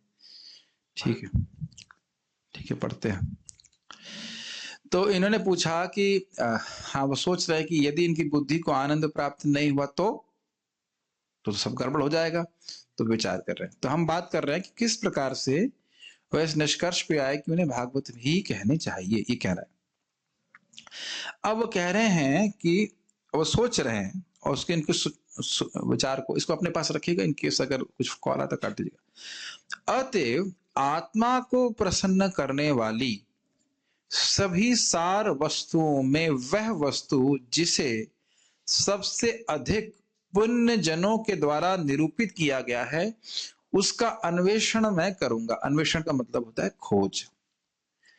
आत्मा को प्रसन्न करने वाली बहुत वस्तुएं हो सकती हैं, स्वर्ग जाना, ये वो, कुछ कुछ बुद्धि को प्रसन्न करने वाला हो सकता है। लेकिन हमने क्या सुना था? पुण्य श्लोकेढ्य कर्मणा, जो स्वयं कई कई जन्मों के पुण्यों के बाद बड़े यशस्वी हुए हैं, वह भी भगवान के कर्मों को गाते हैं। तो वह कह रहे हैं कि जो पुण्यात्मा हैं, उनके द्वारा जो सबसे अधिक निरूपित किया गया है, भाई वो हो सकता हो कि बहुत सारी बातों को निरूपित किए हो। निरूपित का मतलब लिखे हो, बोले हो, पढ़े हो, जो कुछ भी, कि अच्छी है, लेकिन उसमें भी महात्माओं के द्वारा जो सबसे अधिक निरूपित किया गया है सभी शास्त्रों में, उसको मैं खोज के बताऊंगा। ये बात आपको समझ में आ रही है? यस। इस प्रकार से वह सोच रहे हैं, क्योंकि सारे शास्त्र पढ़ चुके हैं, धर्मशास्त्र, इतिहास, पुराण सब पढ़ चुके हैं, और महान महान ऋषियों ने लिखा है इसको। अन्य ऋषि भी बड़े बड़े महान माने जाते हैं कि नहीं, मुनि इत्यादि माने जाते हैं, और वो भी कह रहे हैं कि नहीं, इससे अच्छा हो जाएगा, उससे अच्छा हो जाएगा। लेकिन जो सबसे अच्छे ऋषियों ने सबसे अधिक उपादेय बुद्धि, ये बहुत अच्छी वस्तु है, इस प्रकार से निर्धारित किया, उसको मैं खोज के इनको बताऊंगा। ये वो इस प्रकार से सोच रहे हैं सुखदेव गोस्वामी। यस। यद्यपि कुछ के मत में सांख्य, एक प्रकार के दर्शन होता है सांख्य, कुछ के मत में मीमांसा, कर्मकांड के को प्रोत्साहन देते हैं। कुछ के मत में उपनिषद, मत का अर्थ होता है ओपिनियन, कुछ के मत में उपनिषद या वेदांत सूत्र जो उपनिषद के तात्पर्य का निर्णय करते हैं आदि आत्मा को प्रसन्न करने वाले हैं, परंतु इनमें से किसी को भी स्वीकार नहीं किया जा सकता। अब किस प्रकार से वो अन्वेषण कर रहे हैं, किस प्रकार से वो खोज रहे हैं, वो ये सोच रहे हैं। खोजने का मतलब ये नहीं है कि उनको हमारी तरह वेदाबेस में खोजना होगा या ग्रंथ छाटेंगे, ये नहीं है। वो सब कुछ उनकी स्मृति पटल पे है। आप जानते ही हो, यानी वेद वेदाम श्रेष्ठो भगवान बादरायण अन्य च मुनया सुता परावरा वेदो विदो। तो जितना व्यासदेव जानते हो, आप सब जानते हो, तो वो अपने स्मृति में ही धड़ धड़ कह लीजिए, सारा प्रोसेसिंग कर रहे हैं कि सांख्य भी बोला है लोगों ने, हाँ ठीक है, मीमांसा भी करी है। आप समझ रहे हैं किस तरह से सोच रहे होंगे? हाँ, सांख्य भी बोला है कि अच्छा है आत्मा के लिए, मीमांसा भी अच्छा है, हाँ उपनिषद भी लोग कहते हैं अच्छा है, कुछ लोग कहते हैं नहीं, उपनिषदों का भी जो सार है वेदांत सूत्र अच्छा है। समझ गए? थोड़ा और इसमें प्रवेश कीजिए, खोजने का अर्थ समझ रहे हैं? इस जगत में आप कैसे कुछ खोजते हो, अरे वहां खोजा, अरे वो वस्तु वहां नहीं, वो नहीं, सार ढूंढ रहे हैं, वो वहां नहीं है, उधर देख रहे हैं, वहां भी नहीं है, उधर देखना था, उधर देखना नहीं है, माइक खोज रहे ना हम अभी, ऐसे तो खोज रहे हैं ना, फोकस करते हैं, माइक चाहिए और वो नहीं, वहां नहीं, वो नहीं है, नहीं है, तो कह रहे हैं कि क्या खोज रहे हैं, आपको पता है ना? वह सार वस्तु जो परम आनंद देने वाली हो। तुम्हें एक ही क्षण में सारे मीमांसा शास्त्र को खोज लिया ना, इसमें वो नहीं है, एक ही क्षण में सारा सांख्य शास्त्र खोज लिया, मन में ही, बुद्धि में ही, मनीषया, याद है आपको? पहले बुद्धि बहुत तेज थी, खोज लिया ना, वहां भी नहीं है। वेदांत सूत्र ना, वहां भी जीव को संतुष्टि प्राप्त नहीं हो रही, उसका प्रमाण अभी देंगे। तो अब इस प्रकार से वह श्रीमद् भागवतम की तरफ आ रहे हैं, खोजते खोजते। आप सोच सकते हैं कि सूत गोस्वामी जी कितना तेज खोज रहे होंगे। आज मुझे किसी ने पूछा ये कूटस्थ शब्द कहाँ है गीता में, तो मैं तो स्मृति से याद था कि 15वें अध्याय में, फिर भी खोजने में कम से कम 5 मिनट लग गए कि कूटस्थ शब्द कहाँ है गीता में, कहाँ कहाँ पे है ना। उन सभी ऋषियों में मुख्य है शिला कृष्ण द्वैपायन व्यासदेव। द्वैपायन आप समझते हो, कृष्ण द्वैपायन कहा जाता है, और वे सभी मतों के ज्ञाता भी हैं, वो सब जानते हैं, सांख्य जानते हैं, मानसा जानते हैं, सब जानते हैं, और वेदांत सूत्र के भी रचयिता हैं। वह उन्होंने वेदांत सूत्र की रचना भी की हुई है, और साथ ही उनके यह सब रचना करने के बाद भी चित्त की अप्रसन्नता दृष्ट है। बहुत सुंदर है अगर आप उसको समझ सके तो। रुद्र प्रभु, आई एम टू टायर्ड और एबल टू अंडरस्टैंड? समझ में आ रहा है? वे कह रहे हैं, खुद तो उन्होंने निर्णय कर ही लिया कि इन सब शास्त्रों में कुछ दम नहीं है, आत्मा को सुख देने वाले नहीं है, आत्मा को सुप्रसन्न करने वाले नहीं है। अब वह विचार कर रहे हैं कि सारे शास्त्रों की ज्ञाता है ना व्यासदेव, सारे शास्त्रों को लिख चुके हैं कि नहीं? लिखने के बाद भी व्यासदेव अप्रसन्न थे। आप ये आगे भी पढ़ने वाले हो, ये बात सत्य, इसीलिए भागवत की उन्होंने प्रणयन किया, भागवत की रचना करी कि वेदांत सूत्र को लिखने के बाद भी व्यासदेव असंतुष्ट थे। तो ये दृष्ट वस्तु, मतलब सब जानते हैं कि व्यासदेव जी भी वेदांत सूत्र, आखिरी शास्त्र मान के चलिए, सेकंड लास्ट के लिए, वेदांत सूत्र लिखने के बाद भी वो असंतुष्ट थे। तो यानी वेदांत सूत्र भी जीव को परम आनंद देने वाला नहीं है। लिखने वाला ही असंतुष्ट है तो पढ़ने वाला संतुष्ट नहीं होगा। क्या मेरी बातें समझ में आ रही हैं, या गर्म पानी पिलाया जाए सबको? इतना तो जानते हैं ना कि वे व्यासदेव जी सारे शास्त्र को लिख करके संतुष्ट नहीं हुए, फिर श्रीमद् भागवतम को लिख के संतुष्ट हुए। तो सूत गोस्वामी जी कह रहे हैं कि भाई इनकी चित्त की अप्रसन्नता, वो मन में पूरी तरह प्रसन्न नहीं हुए थे वेदांत सूत्र को लिखकर भी और महाभारत को भी लिख करके, यानी वह भी चित्त को प्रसन्नता उनको नहीं हुई। तो वह भी बोलना यहाँ पे उचित नहीं है। यहां तक समय, इंग्लिश में कहते हैं आर यू विद मी, ठीक, आप हमारे साथ में हैं या नहीं है? और तेलुगु में कैसे बोलेंगे इसको? I don't know. इसलिए आप देखिए, इसलिए मैं वह शास्त्र कहूंगा जिसके आविर्भाव से श्रीला व्यासदेव की आत्मा भी प्रसन्न हो गई। जो भगवान के अवतार हैं, वह साक्षात जो भगवान के अवतार है, वह भी भागवत को रच करके प्रसन्न हो गए, बड़े प्रसन्न हुए। तो हम उसको बोलेंगे, भाई देखो हमारे सामने कौन बैठे हैं, शौनक आदि ऋषि, व्यासदेव से श्रेष्ठ तो कोई है नहीं। फिर उसी बात पे आ जाइए, जो विमर्शन कर रहे हैं, शौनक आदि ऋषि कह रहे हैं ऐसा बताइए कि हम प्रसन्न हो जाएं। तो जब भाई व्यासदेव जी का टेस्ट से हायर टेस्ट तो किसी का है नहीं।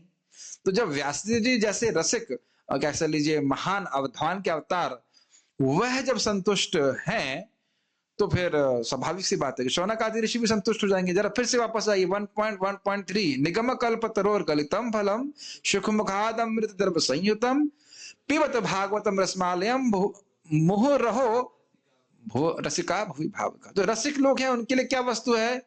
जो रसिक है, भगवान के प्रति भाव है उसका, उसके लिए उसे क्या पीना है श्रीकांत जी प्रभु? भागवतम। यस, अगर पीना है लेकिन मुंह से नहीं, कान से। ठीक है, पीना है, यहां से कान से पीना है। और फिर उन्होंने क्या कहा था शौनकादि ऋषियों ने?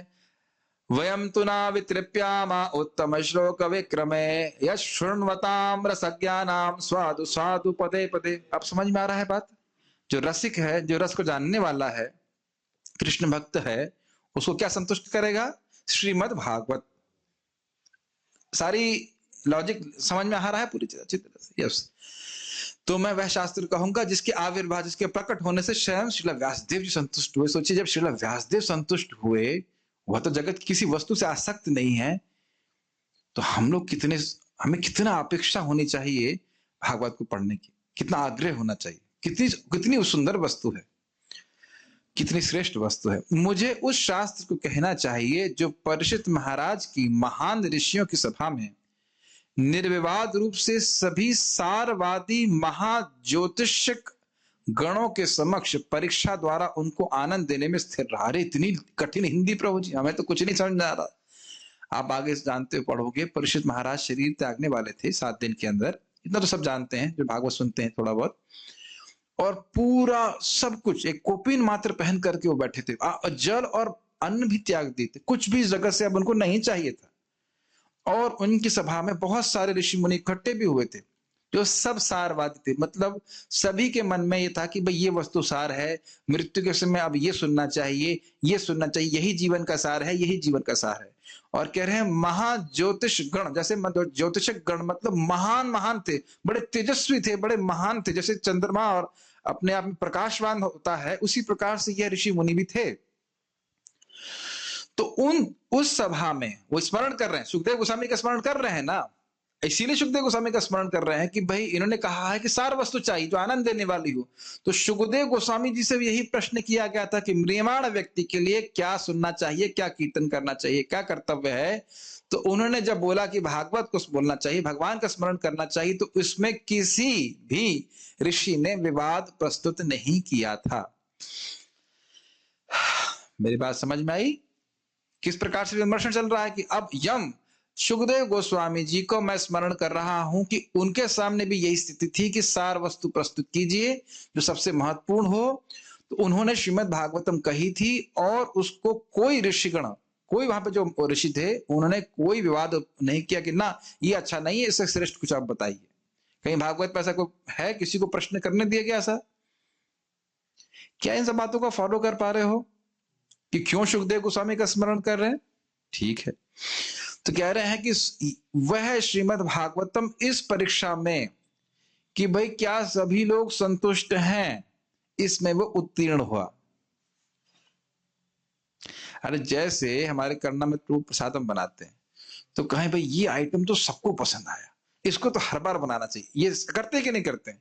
यानी कि जितने भी रसिक हैं, रसिक नहीं कहते उसको, क्या कहते हैं, जीभ चटोर हैं निर्विवाद रूप से जितने भी जीव चटोरे हैं, उन्होंने ये कह दिया कि जो भाई छोले की सब्जी बहुत बढ़िया बनी थी। तो अब वो फाइनल हो गया ना कि भाई ये आइटम अच्छा लगता है भक्तों को। मैं तो मजाक में बोल रहा हूं, लेकिन जितने लोगों को खाना पसंद है उनको ये आइटम बहुत पसंद है, इसमें कोई विवाद नहीं, इसमें कोई कंप्लेन नहीं आती। अब समझ में आ रहा है, खाने के एग्जाम्पल ही समझ में आते हैं। तो उसी तरह से उपमा दे रहा था कि श्रीमद् भागवतम का कथा का रस के संबंध में किसी ऋषि मुनि ने कोई विवाद उपस्थित नहीं किया कि इससे श्रेष्ठ कोई ग्रंथ है, इसको रोकिए जरा, उसको पढ़ाइए ना। तो मैं श्रीमद् भागवत में ही बोलूंगा अपने गुरु जी के मार्ग के अनुसरण करते हुए। मेरे ख्याल से इतना कठिन तो नहीं होगा, आप समझ पा रहे होंगे। मुझे उस शास्त्र को कहना चाहिए जो जाम्बू नदी के समान शुद्ध है, मतलब उसमें कोई त्याजांश नहीं, बस ये कहना चाहते हैं। हर श्लोक बहुत सुंदर है, हर अक्षर में ये सुख देने वाला है। अतः जाम्बू नदी कहाँ है, इसका वर्णन 5वें स्कंद में पढ़ना, तब तक जाना छोड़ के मत जाना आश्रम। इस प्रश्न का उत्तर जब 5वां स्कंद आएगा तब बताएंगे। स्वर कहीं ऊपर के लोकों में जाम्बू नदी होता है, वो वहां पर जाती है, उसी में से स्वर्ण बड़ा शुद्ध सोना भी निकलता है। 5वें स्कंद तक आप है ना? 5वें से, हाँ तो ठीक है, कोई दिक्कत नहीं, तब वही वही व्याख्या करेंगे इसकी। लेकिन अभी समझ लीजिए एक बहुत शुद्ध नदी है, जैसे वह शुद्ध नदी है, उसमें कुछ खराब वस्तु नहीं है, ऐसे मुझे भागवत कहना चाहिए। अतः मुझे श्रीमद् भागवतम कहना चाहिए। तो इस लाइन को हाईलाइट किया गया क्योंकि यहां तक डिस्कशन इस कंक्लूजन पे लेके आ रहा है कि अतः मुझे श्रीमद् भागवतम कहना चाहिए। क्या मेरे प्रिय भक्तों को समझ में आया कि क्यों वह श्रीमद् भागवतम बोलने के लिए उद्यत हुए थे? आई थिंक अतएव मुझे श्रीमद् भागवतम के वक्ता, अच्छा अब बात आएगी कि भाई भागवत बोला तो बोलो ठीक है बोलो, लेकिन अब मैं, क्योंकि भागवत इतना महान ग्रंथ है, अपनी क्षमता तो नहीं समझना कि बोल पाएंगे, तो क्या ना, इसलिए मैं इनके जो मूल वक्ता श्रील सुखदेव गोस्वामी उनका आश्रय ले रहा हूं। अब बोल रहे हैं कि एक तो ने निर्णय कर लिया कि भागवत बोलना है, और अब सुखदेव गोस्वामी की शरण क्यों ले रहे हैं वो इसकी व्याख्या कर रहे हैं। अभी तक हम केवल लिंक समझा रहे थे आपको, ये पूरा एक लिंक है, पूरी लिंक है कि पूरी चेन है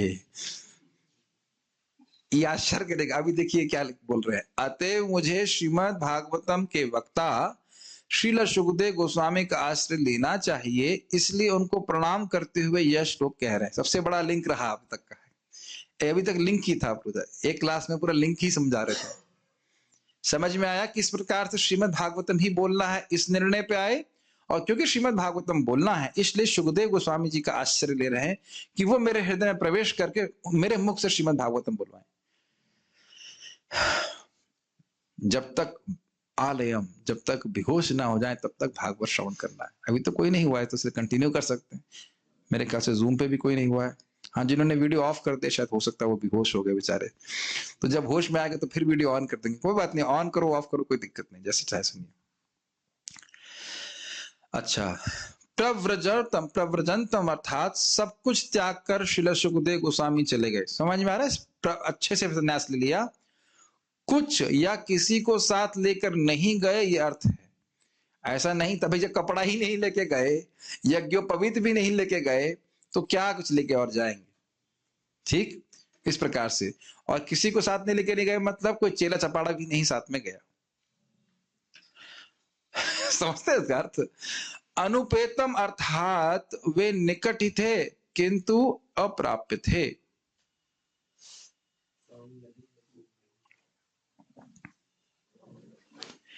अपेत्य कृत्यम अर्थात उपनयन आदि कृत्य रहित थे, मतलब उनका उपनयन संस्कार आदि नहीं हुआ था। मैंने कुछ व्याख्या करने में गलती तो नहीं किया? अनुपेत की मुझे लग रहा है कि व्याख्या ठीक नहीं हुई। एक मिनट रुकिए, प्रभुपाद जी किस प्रकार से रखते हैं?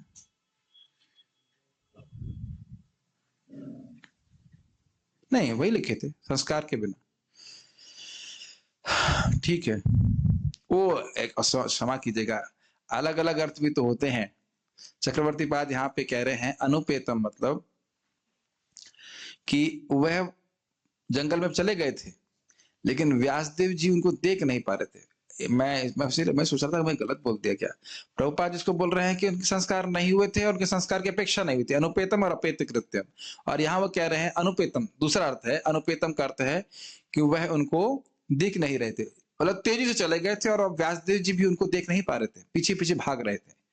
अपेत कृत्यम अर्थात उपनयन आदि कृत्य रहित, ये तो समझ में आ रहा है। यज्ञोपवीत संस्कार का कोई उनको अपेक्षा नहीं थी। हे पुत्र आदि प्लुत स्वर में श्रील व्यासदेव ने उनको पुकारा। प्लुत मतलब हे पुत्र। वे सुखदेव गोस्वामी परम निरपेक्ष ही नहीं थे और केवल उनके पिता का ही उनमें स्नेह हो ऐसा नहीं था, अपितु सभी जीवों का भी था। समझ में आ रहा है? सुखदेव गोस्वामी परम निरपेक्ष थे, वो पहली लाइन से हो गया। प्रव्रजंतम अनुपेत अपेत कृत्यम, चले गए सब कुछ छोड़ करके। अब द्वैपायनो विरह कातर आजुहाव, अरे व्यासदेव जी बहुत कातर होकर के उनको पुकार रहे, तो कह रहे ऐसा मत सोचिए, आश्चर्य मत करिए कि केवल व्यासदेव उनसे प्रेम कर रहे थे। नहीं नहीं नहीं, सारे जीव उनसे प्रेम कर रहे हैं, उसको समझा रहे हैं। यथा पद्म पुराण उक्ति अनुसार ये नार्चितो हरिस्तेना तर्पितानि जगन्त्यपि रज्जयन्ति जन्तवस्तत्र जंगमा स्थावरा अपि। ये नार्चितो हरिस्तेना, जिनके द्वारा भगवान हरि की अर्चना होती है, तर्पितानि जगन्ति अपि, वह पूरे जगत को तर्पित यानी कि संतुष्ट कर देते हैं। रज्जयन्ति जंतवस तत्र जंगमा स्थावरा अपि, जितने भी जंतु हैं वह उनके द्वारा नियंत्रित होते हैं, सारे उनसे प्रेम करते हैं, चाहे वो जंगम हो, जंगम मतलब चलने वाले, या वह स्थावर हो। तो यानी कि सुखदेव गोस्वामी क्योंकि भगवान के शुद्ध भक्त थे, इस कारण से व्यासदेव जी का उनके प्रति प्रेम होना कोई आश्चर्य की बात नहीं है, अपितु पेड़ भी उनसे प्रेम करते थे। ये बोल रहे हैं सारे जीव जंतुओं से प्रेम करते थे। जो भगवान की अर्चना करता है वह पूरे जगत को संतुष्ट कर देता है। स्थावर और जंगम सभी उसके द्वारा नियंत्रित हो जाते हैं। स्वाभाविक सी बात है, जिससे आप प्रेम करते हो, क्या उसके द्वारा आप नियंत्रित हो जाते हो कि नहीं? आपको यहां ये दिख रहा है कि व्यासदेव सुखदेव गोस्वामी के द्वारा नियंत्रित हो गए हैं। द्वैपायनो विरह कातर आज वह पीछे पीछे भाग रहे हैं। जिन व्यासदेव जी के महान महान ऋषिगण शिष्य हैं, वह सुखदेव गोस्वामी के पीछे भाग रहे हैं। आप समझ में आ रहा है? श्रील प्रभुपाद जी कहते थे, सबसे अच्छा तरीका है मैनेजमेंट का कि जिनसे भी आप सेवा करवा रहे हैं वो आपसे प्रेम करें, तो फिर बड़े आसानी से आपके लिए वो सेवा कर सकते हैं। अब दिक्कत ये है कि हमारे अंदर ऐसा गुण है नहीं। शिला प्रभुपाद जी तो खुद ही कह रहे थे कि मेरे पास 2 रुपए भी नहीं है, लेकिन ये लोग पूरा जीवन समर्पित कर रहे हैं। क्यों? शिला प्रभुपाद इस प्रकार से प्रेम दे रहे थे। तो ये क्यों होता है, ये समझिए। इस बात को मैं थोड़ा रुक कर समझा रहा हूं। इस बात को, जैसे जैसे व्यक्ति भक्ति में आगे बढ़ता है, शुद्ध भक्त हो जाता है, तो साधना भक्ति का भी गुण होता है, उसे कहते हैं शुभधा। सारे भगवान के दिव्य गुण उस भक्त में आ जाते हैं। और एक मुख्य शुभधा का शुभ लक्षण है कि वह सभी जीवों से प्रेम करता है और सभी जीव उससे प्रेम करते हैं। समझ रहे हैं? तो क्योंकि सुखदेव गोस्वामी इस प्रकार के महाभागवत थे, तो इस कारण से व्यासदेव जी उनसे प्रेम कर रहे थे और सारे पेड़ भी उनसे प्रेम कर रहे थे। क्या आप लोग थक गए हैं? थके हो या नहीं थके हो, हम नहीं रुकने वाले। मैं भी थका नहीं। इस कारण से वृक्ष भी शोक करने लगे, क्योंकि वे भी श्रील सुखदेव गोस्वामी से आसक्त थे तन्मयतया। इसलिए सुखदेव गोस्वामी की ओर अभिमुख होकर वे भी प्रतिध्वनि रूप से कहे, क्या कहे? हे पुत्र। ठीक है, आगे। जो कोई व्यक्ति किसी से आसक्त होता है तो उसे तन्मय कहा जाता है, जैसे स्त्रीमय अर्थात कामुक व्यक्ति। तो तन्मयतया का अर्थ समझ में आ रहा है आप लोगों को? देखिए, हम लोग कभी इतनी रेंज हो ही नहीं सकती जिस प्रकार से आचार्यगण समझा रहे हैं। ये अर्थ समझ में आ रहा है? क्योंकि ये श्लोक कोट किया गया उसके आधार पर सुखदेव गोस्वामी क्योंकि शुद्ध भक्त थे, इस कारण से जो पेड़ थे वह भी बहुत प्रेम कर रहे थे उसे। तो जब व्यासदेव जी ने बोला हे पुत्र, तो वह ऐसे चिल्ला रहे हैं, मतलब वह भी प्रतिध्वनि कर रहे हैं इस तरह से कि मान लो उनका पुत्र दूर जा रहा हो। किनका? पेड़ों का। अरे जैसे मान लीजिए कोई लड़का है, ठीक है, वो ब्रह्मचारी बनना चाहता है, प्रव्रजंतम हो रहा है इसका। तो मान लो माँ और मौसी दोनों ही हैं घर पे, तो माँ रोएंगी कि नहीं? माँ तो रोएंगी। और मौसी? अब समझ में आ गया? मौसी का लड़का तो नहीं है ना, लेकिन मौसी भी रोती है कि नहीं? अरे चलो आश्रम जाने की बात है, मान लो लड़का मर जाए तो माँ रोएगी कि नहीं रोएगी? मतलब दूर चला गया, कहने का अर्थ। मौसी रोएगी कि नहीं? क्योंकि तन्मय हो जाती है ना, कह रही मतलब हमारी बहन से संबंध है, जो भी कुछ करे, जैसे प्रेम है, कुछ भी हो, रोते हैं कि नहीं? उस तरह से बोल रहा हूं कि अब कितना प्रेम करते हैं वो तुम कल्पना नहीं कर सकते। लेकिन शुद्ध भक्त सुखदेव गोस्वामी तो व्यासदेव तो प्रेम कर ही रहे हैं, विरह में कातर हो रहे हैं तन्मय होकर के। मतलब सुखदेव गोस्वामी के प्रति आसक्त होने के कारण जो पेड़ है वह भी विरह में कातर होकर के क्या बोल रहे हैं? हे पुत्र, प्रतिध्वनि के रूप में। ये कहने से कुछ लोग जग जाएंगे, है कि नहीं? पूरी क्लास में क्या याद हुआ? हे पुत्र। ठीक है, कौन सा पुत्र, किसके बारे में बात हो रही है? एक एक शब्द का कितना सुंदर अर्थ यहाँ पे रखा गया है। आज मुझे घड़ी नहीं दिख रही, ना लैपटॉप में ना कहीं पे। आप लोग देखते रहो, पीछे लगा देता नहीं। ठीक है, फिर कह रहे हैं कि वे सुखदेव गोस्वामी सभी जीवों के मन में रहने वाले हैं और भगवत विग्रह के समान उनकी होना चाहिए। उनकी सर्व मनोहरता का गुण प्राकृत नहीं है। इसलिए शिला व्यासदेव का भी उनके प्रति स्नेह के कारण अविवेक की प्रतीति दोषयुक्त नहीं है। श्रील व्यासदेव की भी होना चाहिए कि भी उनके प्रति स्नेह के कारण अविवेक की प्रतीति दोषयुक्त नहीं। क्या मतलब है समझिए। श्रील सुखदेव गोस्वामी दिव्य पुरुष हैं, तो उनके प्रति कोई जीव प्रेम कर रहा है तो वह प्रेम भौतिक नहीं होता। इस जगत में हम किसी से प्रेम तब करते हैं जब वह व्यक्ति हमको इंद्रिय तृप्ति दे। तो सुखदेव गोस्वामी किसी को इंद्रिय तृप्ति दें यह तो कोई संभावना ही नहीं है, वो तो से ऊपर उठे हुए हैं। तो उनके पीछे उनके प्रति जीवों का सहज प्रेम है, और वह प्रेम कैसा है? अप्राकृत है। अप्राकृत मतलब नॉन मटेरियल है।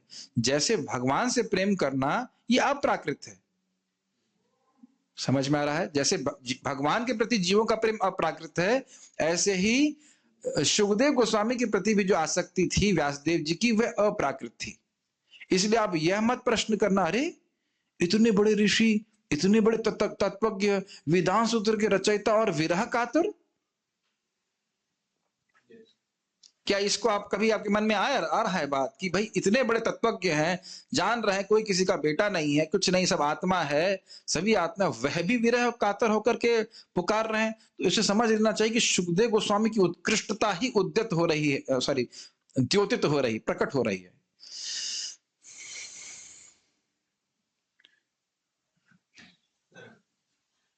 कम से कम बोल तो दो कि आ रहा है कि नहीं, आप उसको ग्रहण कर पा रहे हैं। व्यासदेव तो किसी में आसक्त नहीं है ना, नहीं है ना आसक्त। व्यासदेव जो आसक्त नहीं ना किसी में, तत्व के पूरे तत्व जानने वाले, सारा वेद जानने वाले, पढ़े हैं, रियलाइज व्यक्ति हैं, और वह भी सुखदेव गोस्वामी के पीछे विरह में कातर होकर के दौड़ रहे हैं। तो सुखदेव गोस्वामी कोई विशेष व्यक्ति होंगे, एक बात। दूसरा कि प्रतीति हो रही, लग रहा है कि उनमें आसक्त हैं, लेकिन ये आसक्ति प्राकृत नहीं है, भौतिक नहीं है, अपितु पूरी तरह से अप्राकृत है, क्योंकि सुखदेव गोस्वामी दिव्य पुरुष थे। व्यासदेव जी में किसी प्रकार की भौतिक आसक्ति आने का कोई संभावना ही नहीं, लेश मात्र भी नहीं आ सकती। तो इससे सुखदेव गोस्वामी का उत्कर्ष सिद्ध हो रहा है कि नहीं हो रहा है? उत्कर्ष मतलब समझ रहे हैं, श्रेष्ठता। कुछ तो हिंदी समझ लीजिए, उत्कर्ष तो आता ही। देखिए अच्छी हिंदी बोलने का ही अच्छा मन करता है इसमें, मतलब एकदम कुछ उर्दू के शब्द उपयोग करने का अच्छा नहीं होती, ऐसे मुख से आ जाता है। लेकिन तो अविवेक की प्रतीति समझ रहे हैं। अविवेक मतलब अरे कौन किसका, इतना विवेक तो होना चाहिए ना भाई, ये तुम्हारा पिता, तुम्हारा बेटा नहीं है, ये तो ये व्यासदेव जी को समझाने की जरूरत नहीं है आपको यार, हमको। उनका विवेक की अविवेक की प्रतीति हो रही, ऐसा लग रहा है कि विवेक उनका हिल गया है, वो समझ नहीं पा रहे हैं कि अरे ये सब पिता पुत्र का जो संबंध है वो झूठा है, ऐसा लग रहा है। लेकिन वास्तविक रूप से वह जो प्रेम उनका सुखदेव गोस्वामी के प्रति वो क्या है? अप्राकृत है, चिन्मय है, क्योंकि वह शुद्ध भक्त है। Does it make sense? शुद्ध भक्तों के बीच में बहुत आसक्ति होती है। महाप्रभु क्या विरक्त नहीं थे? महाप्रभु तो परम विरक्त हैं, लेकिन जब रामानंद जी से मिलते हैं, कहते हैं आप यहाँ क्या नौकरी करो, आप यहाँ आओ, फ्री में आओ, हम जो है सब साथ में रहकर कृष्ण कथा करेंगे। ऐसे गोविंद से एक जगह कहते हैं नहीं तुम मेरा साथ कभी मत छोड़ना। या हरिदास ठाकुर जी जब शरीर छोड़ने वाले होते हैं तो महाप्रभु कहते हैं आपके बिना मुझे मेरी लीला ही नीरस हो जाएगी। तो ये अलग प्रकार की आसक्ति है ना, भगवान और भक्तों के बीच में तो आसक्त होते हैं कि नहीं, आसक्ति होती कि नहीं, इस प्रकार से। ये सारे इसलिए बातें हैं क्योंकि प्रश्न कभी उठे ही नहीं कि अरे भाई इतने बड़े वैराग, मतलब इतने बड़े आचार्य होकर के इस प्रकार से क्यों विरह में कातर हो रहे हैं। ये प्रश्न अब खत्म हो गए, यहाँ पे निर्मूलन हो गया इस प्रश्न का। अब तन्मयता का एक और अर्थ दे रहे हैं। प्रभु जी हमारी रैम कम पड़ रही है, कोई बात नहीं, आज संविधान है, संविधान बहुत बड़ा है, इसलिए हम बहुत पढ़ाने वाले आज। अथवा श्रील सुखदेव गोस्वामी के एक रूप में तन्मयतया अर्थात सुखमयतया मतलब सुखमय होकर के, अथवा श्रील सुखदेव गोस्वामी के एक रूप में वृक्षों ने प्रतिध्वनि रूप में शील व्यास से कहा हे पुत्र, अर्थात यदि मैं आपका पुत्र हूं तो आप भी मेरे पुत्र हैं। पूरा पढ़ूंगा वह समझा दूंगा। कस्य के पुत्र पुत्राद्य मोह एव ही कारणम, कौन किसका पुत्र है इसका कारण तो मोह ही है। इस तत्व का ज्ञान देकर वे वृक्ष इंगित करना चाहते हैं कि आप क्यों मोह को प्राप्त हो रहे हैं। ये समझ में आया? कह रहे हैं कि देखिए वो जो वृक्ष हैं वो सुखदेव गोस्वामी के रूप में, सुखदेव गोस्वामी उन पेड़ों में प्रवेश कर गए और वह वृक्ष प्रतिध्वनि के रूप में व्यासदेव जी को बोल रहे हैं हे पुत्र। ये अर्थ ग्रहण कर पा रहे हैं? इधर बोल रहे हैं व्यासदेव जी, क्या बोल रहे हैं परशुराम?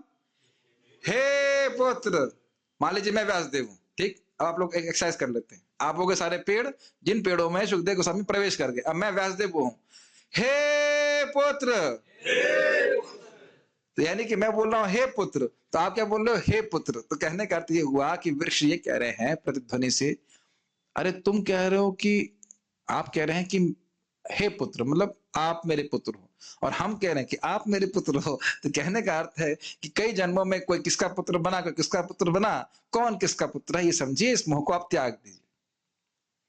क्या आप लोगों को इसमें थोड़ा रस मिल रहा है इस कमेंट्री को पढ़ने में? केवल एक ही शब्द को कितना आचार्यगण उसको घुमा देते हैं। घुमाना घुमाना मुंह से क्यों निकल रहा है, मतलब उसके अर्थ का आस्वादन कर रहे हैं। आपको कहेगा अरे भाई ये तो आपने कुछ ज्यादा बात बोल दी, ये कैसे हो सकता है, सुखदेव गोस्वामी हर पेड़ में पहुंच जाए, ऐसे कैसे हो सकता है? तो उसको समझा रहे हैं। श्रील सुखदेव गोस्वामी के तन्मयत्व को प्रतिपादित करने के लिए इसके उपरांत वर्णन कर रहे हैं कि अपने योग बल से वे सभी के हृदय में प्रवेश करने की शक्ति रखते हैं, इसलिए कह रहे हैं सर्वभूत हृदय होना चाहिए। समझ में आया भाई? ये आश्चर्य मत करो कि सभी पेड़ों में प्रवेश करके क्या बोले, हे पुत्र, कोई दिक्कत नहीं है। अरे वह तो सभी जीवों के हृदय में प्रवेश करने की शक्ति रखते हैं। तो अगर सभी जीवों के हृदय में प्रवेश कर सकते हैं तो पेड़ों में प्रवेश कर गए, तो उसमें कौन सी आश्चर्य की बात है? ठीक, क्योंकि वे ऐसे हैं इसलिए वे मेरे भी हृदय में प्रवेश करें और मेरे मुख से श्रीमद् भागवतम का कथन करें। क्लियर?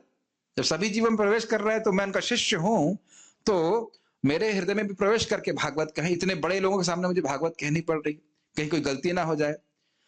जो जड़ वृक्षों में भी प्रवेश करके अपने पिता को प्रत्युत्तर देकर सांत्वना दे सकते हैं, तो वो मेरे हृदय में भी प्रवेश करके सभी श्रोताओं की बुद्धि को प्रसन्न कर सकते हैं। ये तो समझ में आना कि श्रीमद् भागवतम क्यों बोलना चाहते हैं, लेकिन आप जानते हो कि श्रीमद् भागवतम को भी वक्ता के आधार पर बड़ी रुचिकर लगती है, रुचिकर नहीं लगती है। कुछ नहीं जानता है तो ठीक से नहीं प्रस्तुत कर पाता, तो ना भाई भागवत क्लास में नहीं जाएंगे। लेकिन कुछ लोग बहुत अच्छे से बोल सकते हैं, तो भगवान की कृपा कुछ लोगों पे होती है तो वो बोल पाते हैं। तो यहाँ पे वो कह रहे हैं कि नहीं, भागवत तो मैं बोलना चाहता हूं, लेकिन अगर सुखदेव गोस्वामी मेरे हृदय में प्रवेश करके मेरे मुख से भागवत बोल दें तो फिर ये लोग निश्चित रूप से प्रसन्न हो जाएंगे। तो इसलिए सुखदेव गोस्वामी का वह स्मरण कर रहे। ठीक है प्रभु जी, ये तो एकदम समुद्र की तरह लग रही है टीका। हाँ पढ़िए, लेकिन अच्छा लग रहा होगा, मीठा समुद्र है, नमकीन तो नहीं है। प्रवचन काल में श्रीमद् भागवतम के सभी वक्ताओं को इसी प्रकार ध्यान करना चाहिए, इससे यह विधि सूचित होती है। इसीलिए हमने मंगलाचरण में श्लोक रखा था कि नहीं, हरे कृष्ण मंत्र के बाद था ना, ये याद है? मंगलाचरण आज ही किए थे ना हम लोग, उसमें श्लोक गाए थे ना, यम प्रव्रजंतम। ठीक है, ऐसे लोग देख रहे हैं क्या उत्तर क्या पूछ रहे हैं। ठीक, तात्पर्य प्रभुपाद जी का, वर्ण तथा आश्रम प्रथा में अनुयायियों के द्वारा पालन करने के लिए अनेक कर्तव्य निर्दिष्ट किए गए हैं। उनको अलग अलग समय में अलग अलग कार्य करने होते। ऐसे कर्तव्यों में निर्देश है कि वेदों का अध्ययन करने वाले जिज्ञासु को प्रामाणिक गुरु के पास जाकर अपने को शिष्य के रूप में स्वीकार करने की प्रार्थना करनी होती है। जो प्रामाणिक गुरुओं अथवा आचार्यों से वेदों का अध्ययन करने के लिए योग्य हैं, जनेऊ यानी यज्ञोपवीत उनका प्रतीक है। श्री सुखदेव गोस्वामी ने ये संस्कार नहीं किए क्योंकि वे जन्म से ही मुक्त आत्मा थे। समझ में आई बात? ये सारा जो संस्कार का उद्देश्य है, संस्कार मतलब शुद्धिकरण। जीव पूरी तरह भोग वासना से ग्रसित है तो उसके लिए विभिन्न संस्कार हैं वर्ण और आश्रम के अनुसार। यज्ञ जब वेद पढ़ने जाएगा तो वेद पढ़ने से पहले उसका दीक्षा संस्कार इत्यादि होता है, उपनयन दे होता है। तो अब समझ लीजिए इस सब को क्रॉस कर गए, मतलब इसको पढ़ने की इनको आवश्यकता ही नहीं थी, ना वेद पढ़ने की जरूरत थी, ना संस्कार करने की जरूरत थी। इसलिए सुखदेव गोस्वामी सर्वश्रेष्ठ थे। ये बात प्रभुपाद जी समझा रहे हैं। जन्म से ही वह मुक्त आत्मा थे, कोई उनको अविद्या ग्रस्त नहीं की थी, कोई शरीर का अध्यास नहीं था। ठीक, सामान्य रूप से मनुष्य साधारण जीव के रूप में जन्म लेता है और शुद्धिकरण संस्कारों के द्वारा उसका दोबारा जन्म होता है। जब उसे नया प्रकाश दिखता है और वह आध्यात्मिक उन्नति के लिए दिशा खोजता है तो वेदों के उपदेश हेतु वह गुरु के पास जाता है। ये थोड़ा समझ लेना चाहिए। ये मैं इसकी व्याख्या कर रहा था कि जिसका संस्कार होता है शुद्धिकरण के संस्कार के बाद उसका मतलब वेद पढ़ने योग्य हो गया, मतलब एडमिशन हो गया, ऐसा समझ लीजिए। यज्ञोपवीत संस्कार हो गया, अब वेद पढ़ सकता है। तो पढ़ सकता है तो जाएगा ना टीचर के पास पढ़ने के लिए कि मैं पढ़ूं, मैं समझूं, मैं जीवन के उद्देश्य समझूं, मेरा शुद्धिकरण हो, ये सब हो। गुरु केवल निष्ठावान जिज्ञासु को ही शिष्य के रूप में अपनाते हैं और उसे जनेऊ या यज्ञोपवीत प्रदान करते हैं। जिसकी निष्ठा है, पैसे देकर के ये ब्रह्म ज्ञान प्राप्त नहीं किया जा सकता। इस प्रकार से मनुष्य दूसरी बार जन्मता है या द्विज बनता है। द्विज, ज मतलब जन्म लेना, द्विज मतलब दोबारा जन्म लेना। समझते हैं सबका अर्थ? द्विज बनने के बाद वह वेदों का अध्ययन करता है और वेदों में पटु होने पर वह विप्र बनता है। विप्र या योग्य ब्राह्मण परम ब्रह्म का साक्षात्कार करता है और तब तक आध्यात्मिक जीवन में उन्नति करता रहता है जब तक वह वैष्णव अवस्था तक नहीं पहुंच जाता। इसका संस्कृत श्लोक है जो मुझे स्मरण आ रहा है। जन्मता जायते शुद्ध, जन्मना जायते शूद्रः संस्कारात् भवेत् द्विज। वेद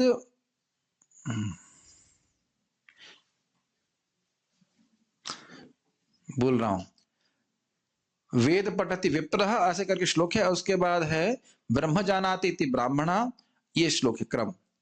जन्म से सभी शूद्र के रूप में जन्म लेते हैं, संस्कार के द्वारा वह द्विज होते हैं, दोबारा जन्म होता है।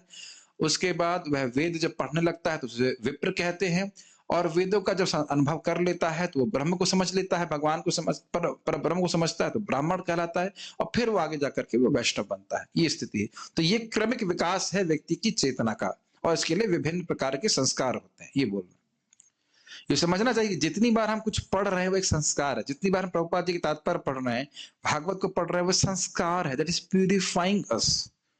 Make sense? हरे कृष्ण में जितनी बार बोल रहे हैं उतनी बार शुद्धिकरण हो रहा है। भगवान के सामने जा रहे हैं, प्रणाम कर रहे हैं, शुद्धिकरण हो रहा है, संस्कार हो रहा है। संस्कार समझते हैं? संस्कार मतलब शुद्धिकरण। खाने में भी बोलते हैं, जो खाना बनाते हैं इसका संस्कार कर लो, इस वस्तु का संस्कार कर लो, मतलब इसको शुद्ध कर दो। वैष्णव अवस्था यह किसी ब्राह्मण के लिए स्नातकोत्तर अवस्था है, मतलब उसके आगे जाकर के ब्राह्मण के बाद व्यक्ति वैष्णव बनता है। प्रगतिशील ब्राह्मण को निश्चित रूप से वैष्णव बनना चाहिए, भगवान का शुद्ध भक्त बनना चाहिए, क्योंकि वैष्णव ही स्वरूप सिद्ध विद्वान ब्राह्मण होता है, जो अपने स्वरूप को समझे और शास्त्र को जाने।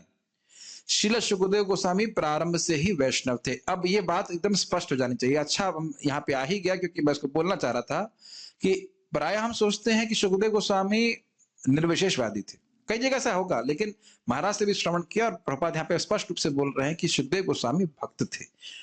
आगे जाके और आएगा कि वह न सिर्फ भक्त थे अपितु उत्तम अधिकारी, सर्वश्रेष्ठ भक्त थे, जो केवल कृष्ण को ही सर्वत्र देखते थे। समझ रहे हैं मेरी बात? आप जानते हैं कि सुखदेव गोस्वामी क्या है? राधा रानी के तोते हैं।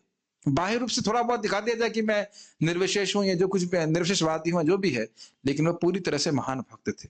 यानी कि उनको जो वैष्णव हो गया, जो भक्त हो गया, उसको इस सब संस्कार की आवश्यकता बिल्कुल नहीं है। ये सूचित हो रहा है कि पहले से वो महान भक्त थे। इसीलिए टीका में हमने सुना था कि जो भगवान का भक्त हो गया, शुद्ध भक्त है, उसे सभी लोग प्रेम करते हैं।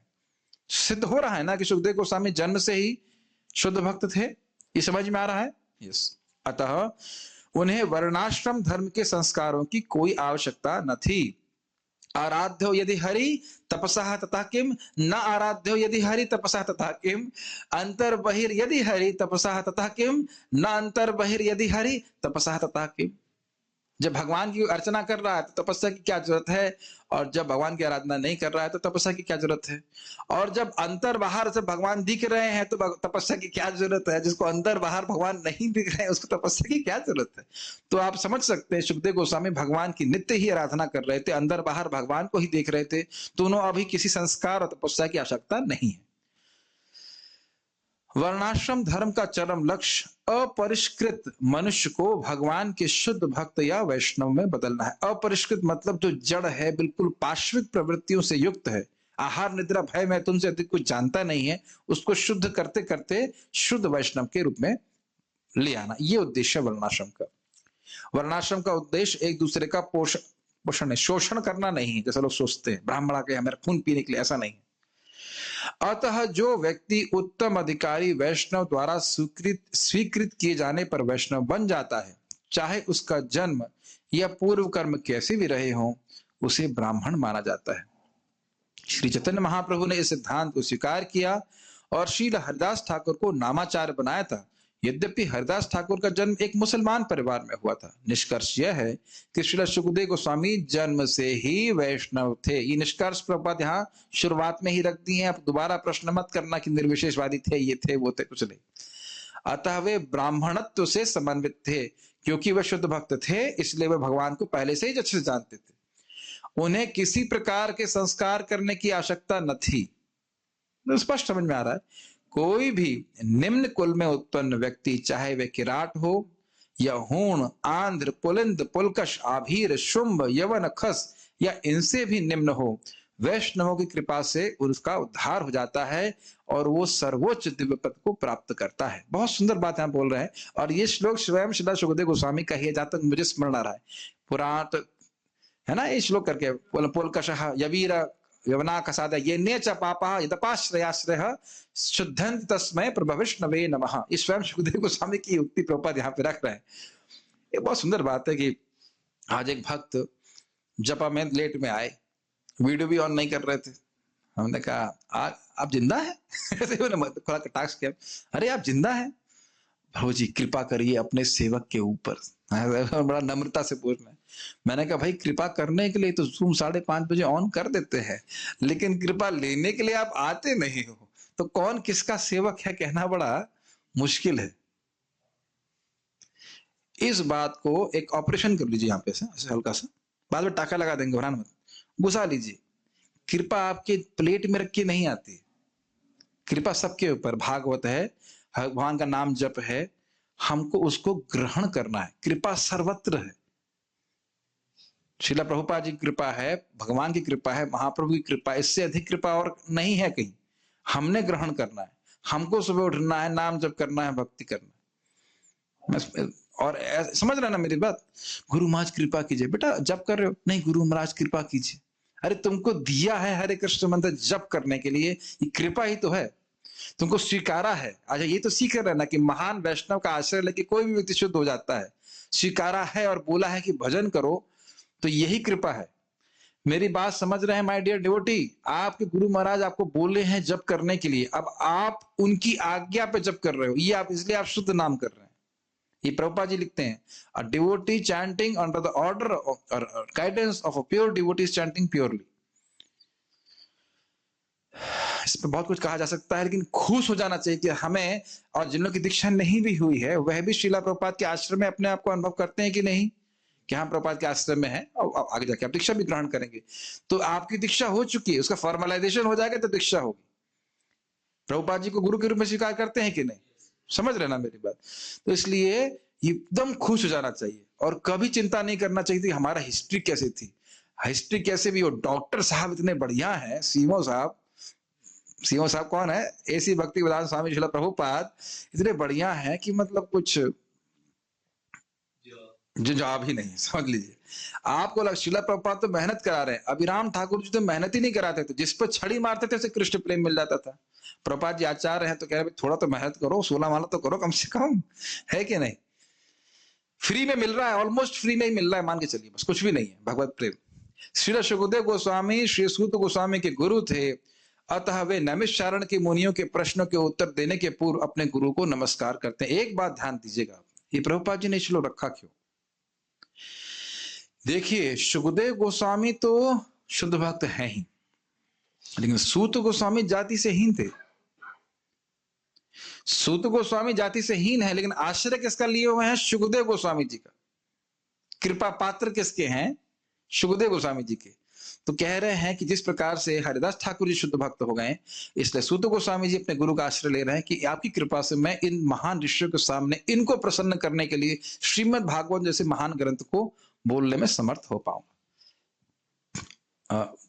हम पारायण कराए बिना नहीं छोड़ने वाले हैं। इसमें आप लोग कोई संदेह मत करिएगा कि पारायण नहीं करवाने वाला हूं, आज सब करवाने वाले हैं। कोई एक दो प्रश्न ले लेता हूं, उसके बाद हम आगे देख लेंगे। रोमहर्षण भक्त में बहुत अगर स्वार्थ है तो बलराम जी का अपराध क्यों किया? हाँ मुझे पता था ये प्रश्न आ सकता है, गलती हो जाती है भक्त से, किसी भक्त से हो सकती है। रोमहर्षण जी भी बड़े प्रसन्न कर रहे थे सभी को, और वो उनको भी आशीर्वाद प्राप्त था लंबी आयु का। लेकिन गलती हो गई तो बलराम जी के हाथ मारे गए। इतना सौभाग्य सबको नहीं मिलता कि बलराम जी पिटाई करे। एक बात आपने बहुत अच्छा प्रश्न किया है और प्लीज इसको बड़े ध्यानपूर्वक सुनिए। जब भगवान किसी को दंड दे रहे हैं तो समझिए कि उसे अपना सेवक मान रहे हैं। ऐसा नहीं कि बलराम जी जब रोमहर्षण जी को मार दिए तो रोमहर्षण जी की जो है कोई दुर्गति हो गई, भगवान के धाम ही चले गए। ठीक है ना, समझ में आ रहा है? अच्छा, थैंक यू, बता दिया आपने। Vyasdev ji was lamenting for his son Shri Shukdev Goswami when one should not be too much attached to one's family members. I am unable to, ये मुझे पता था प्रश्न आएगा। एक तरफ प्रभु जी आप कह रहे हो कि हमें अपने परिवार के लोगों से आसक्ति नहीं होना चाहिए, दूसरा तरफ देख रहे हैं कि व्यासदेव जी सुखदेव गोस्वामी के प्रति आसक्त थे। यदि आपका भाई सुखदेव गोस्वामी जैसा है तो आप उसमें आसक्त हो, कोई दिक्कत नहीं है। लेकिन दिक्कत यह है कि हमारे भाई बहन सुखदेव गोस्वामी जी के लेवल के भक्त होते नहीं। अरे इतना शुद्ध भक्त होगा तो कौन आसक्त नहीं होगा बताइए? कि श्रील प्रभुपाद जी के प्रति लोग आसक्त नहीं थे?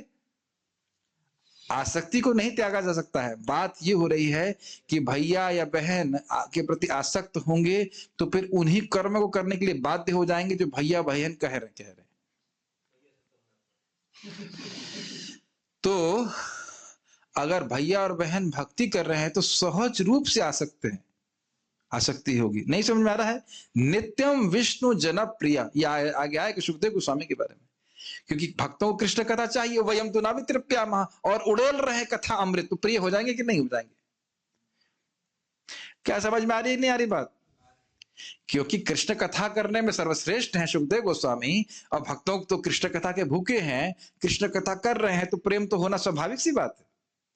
आपको पता है कि नहीं? लेकिन सुखदेव गोस्वामी जी को विशेष रूप से प्राप्त करना चाहते थे व्यासदेव जी, तो विशेष तपस्या किए, भगवान से प्रार्थना की कि भागवत मेरे पास है, मैं दूं किसको? मेरा भाई कोई शिष्य नहीं जो भागवत को ग्रहण कर सके। तो इस भागवतम को जगत में प्रकाशित करने के लिए त्रिकालज्ञ हैं, वो जानते हैं कि सुखदेव गोस्वामी बोलेंगे तो देने के लिए आतुर हो जाएंगे कि नहीं हो जाएंगे?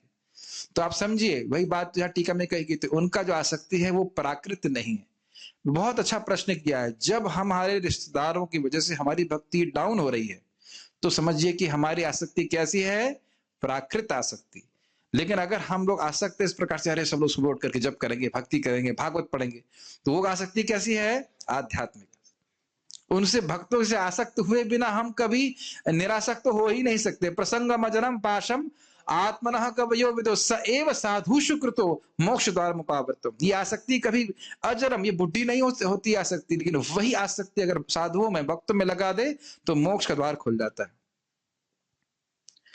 क्या हम लोग भक्तों में आसक्त हो रहे हैं कि नहीं हो रहे हैं? तभी तो यहाँ पे हैं।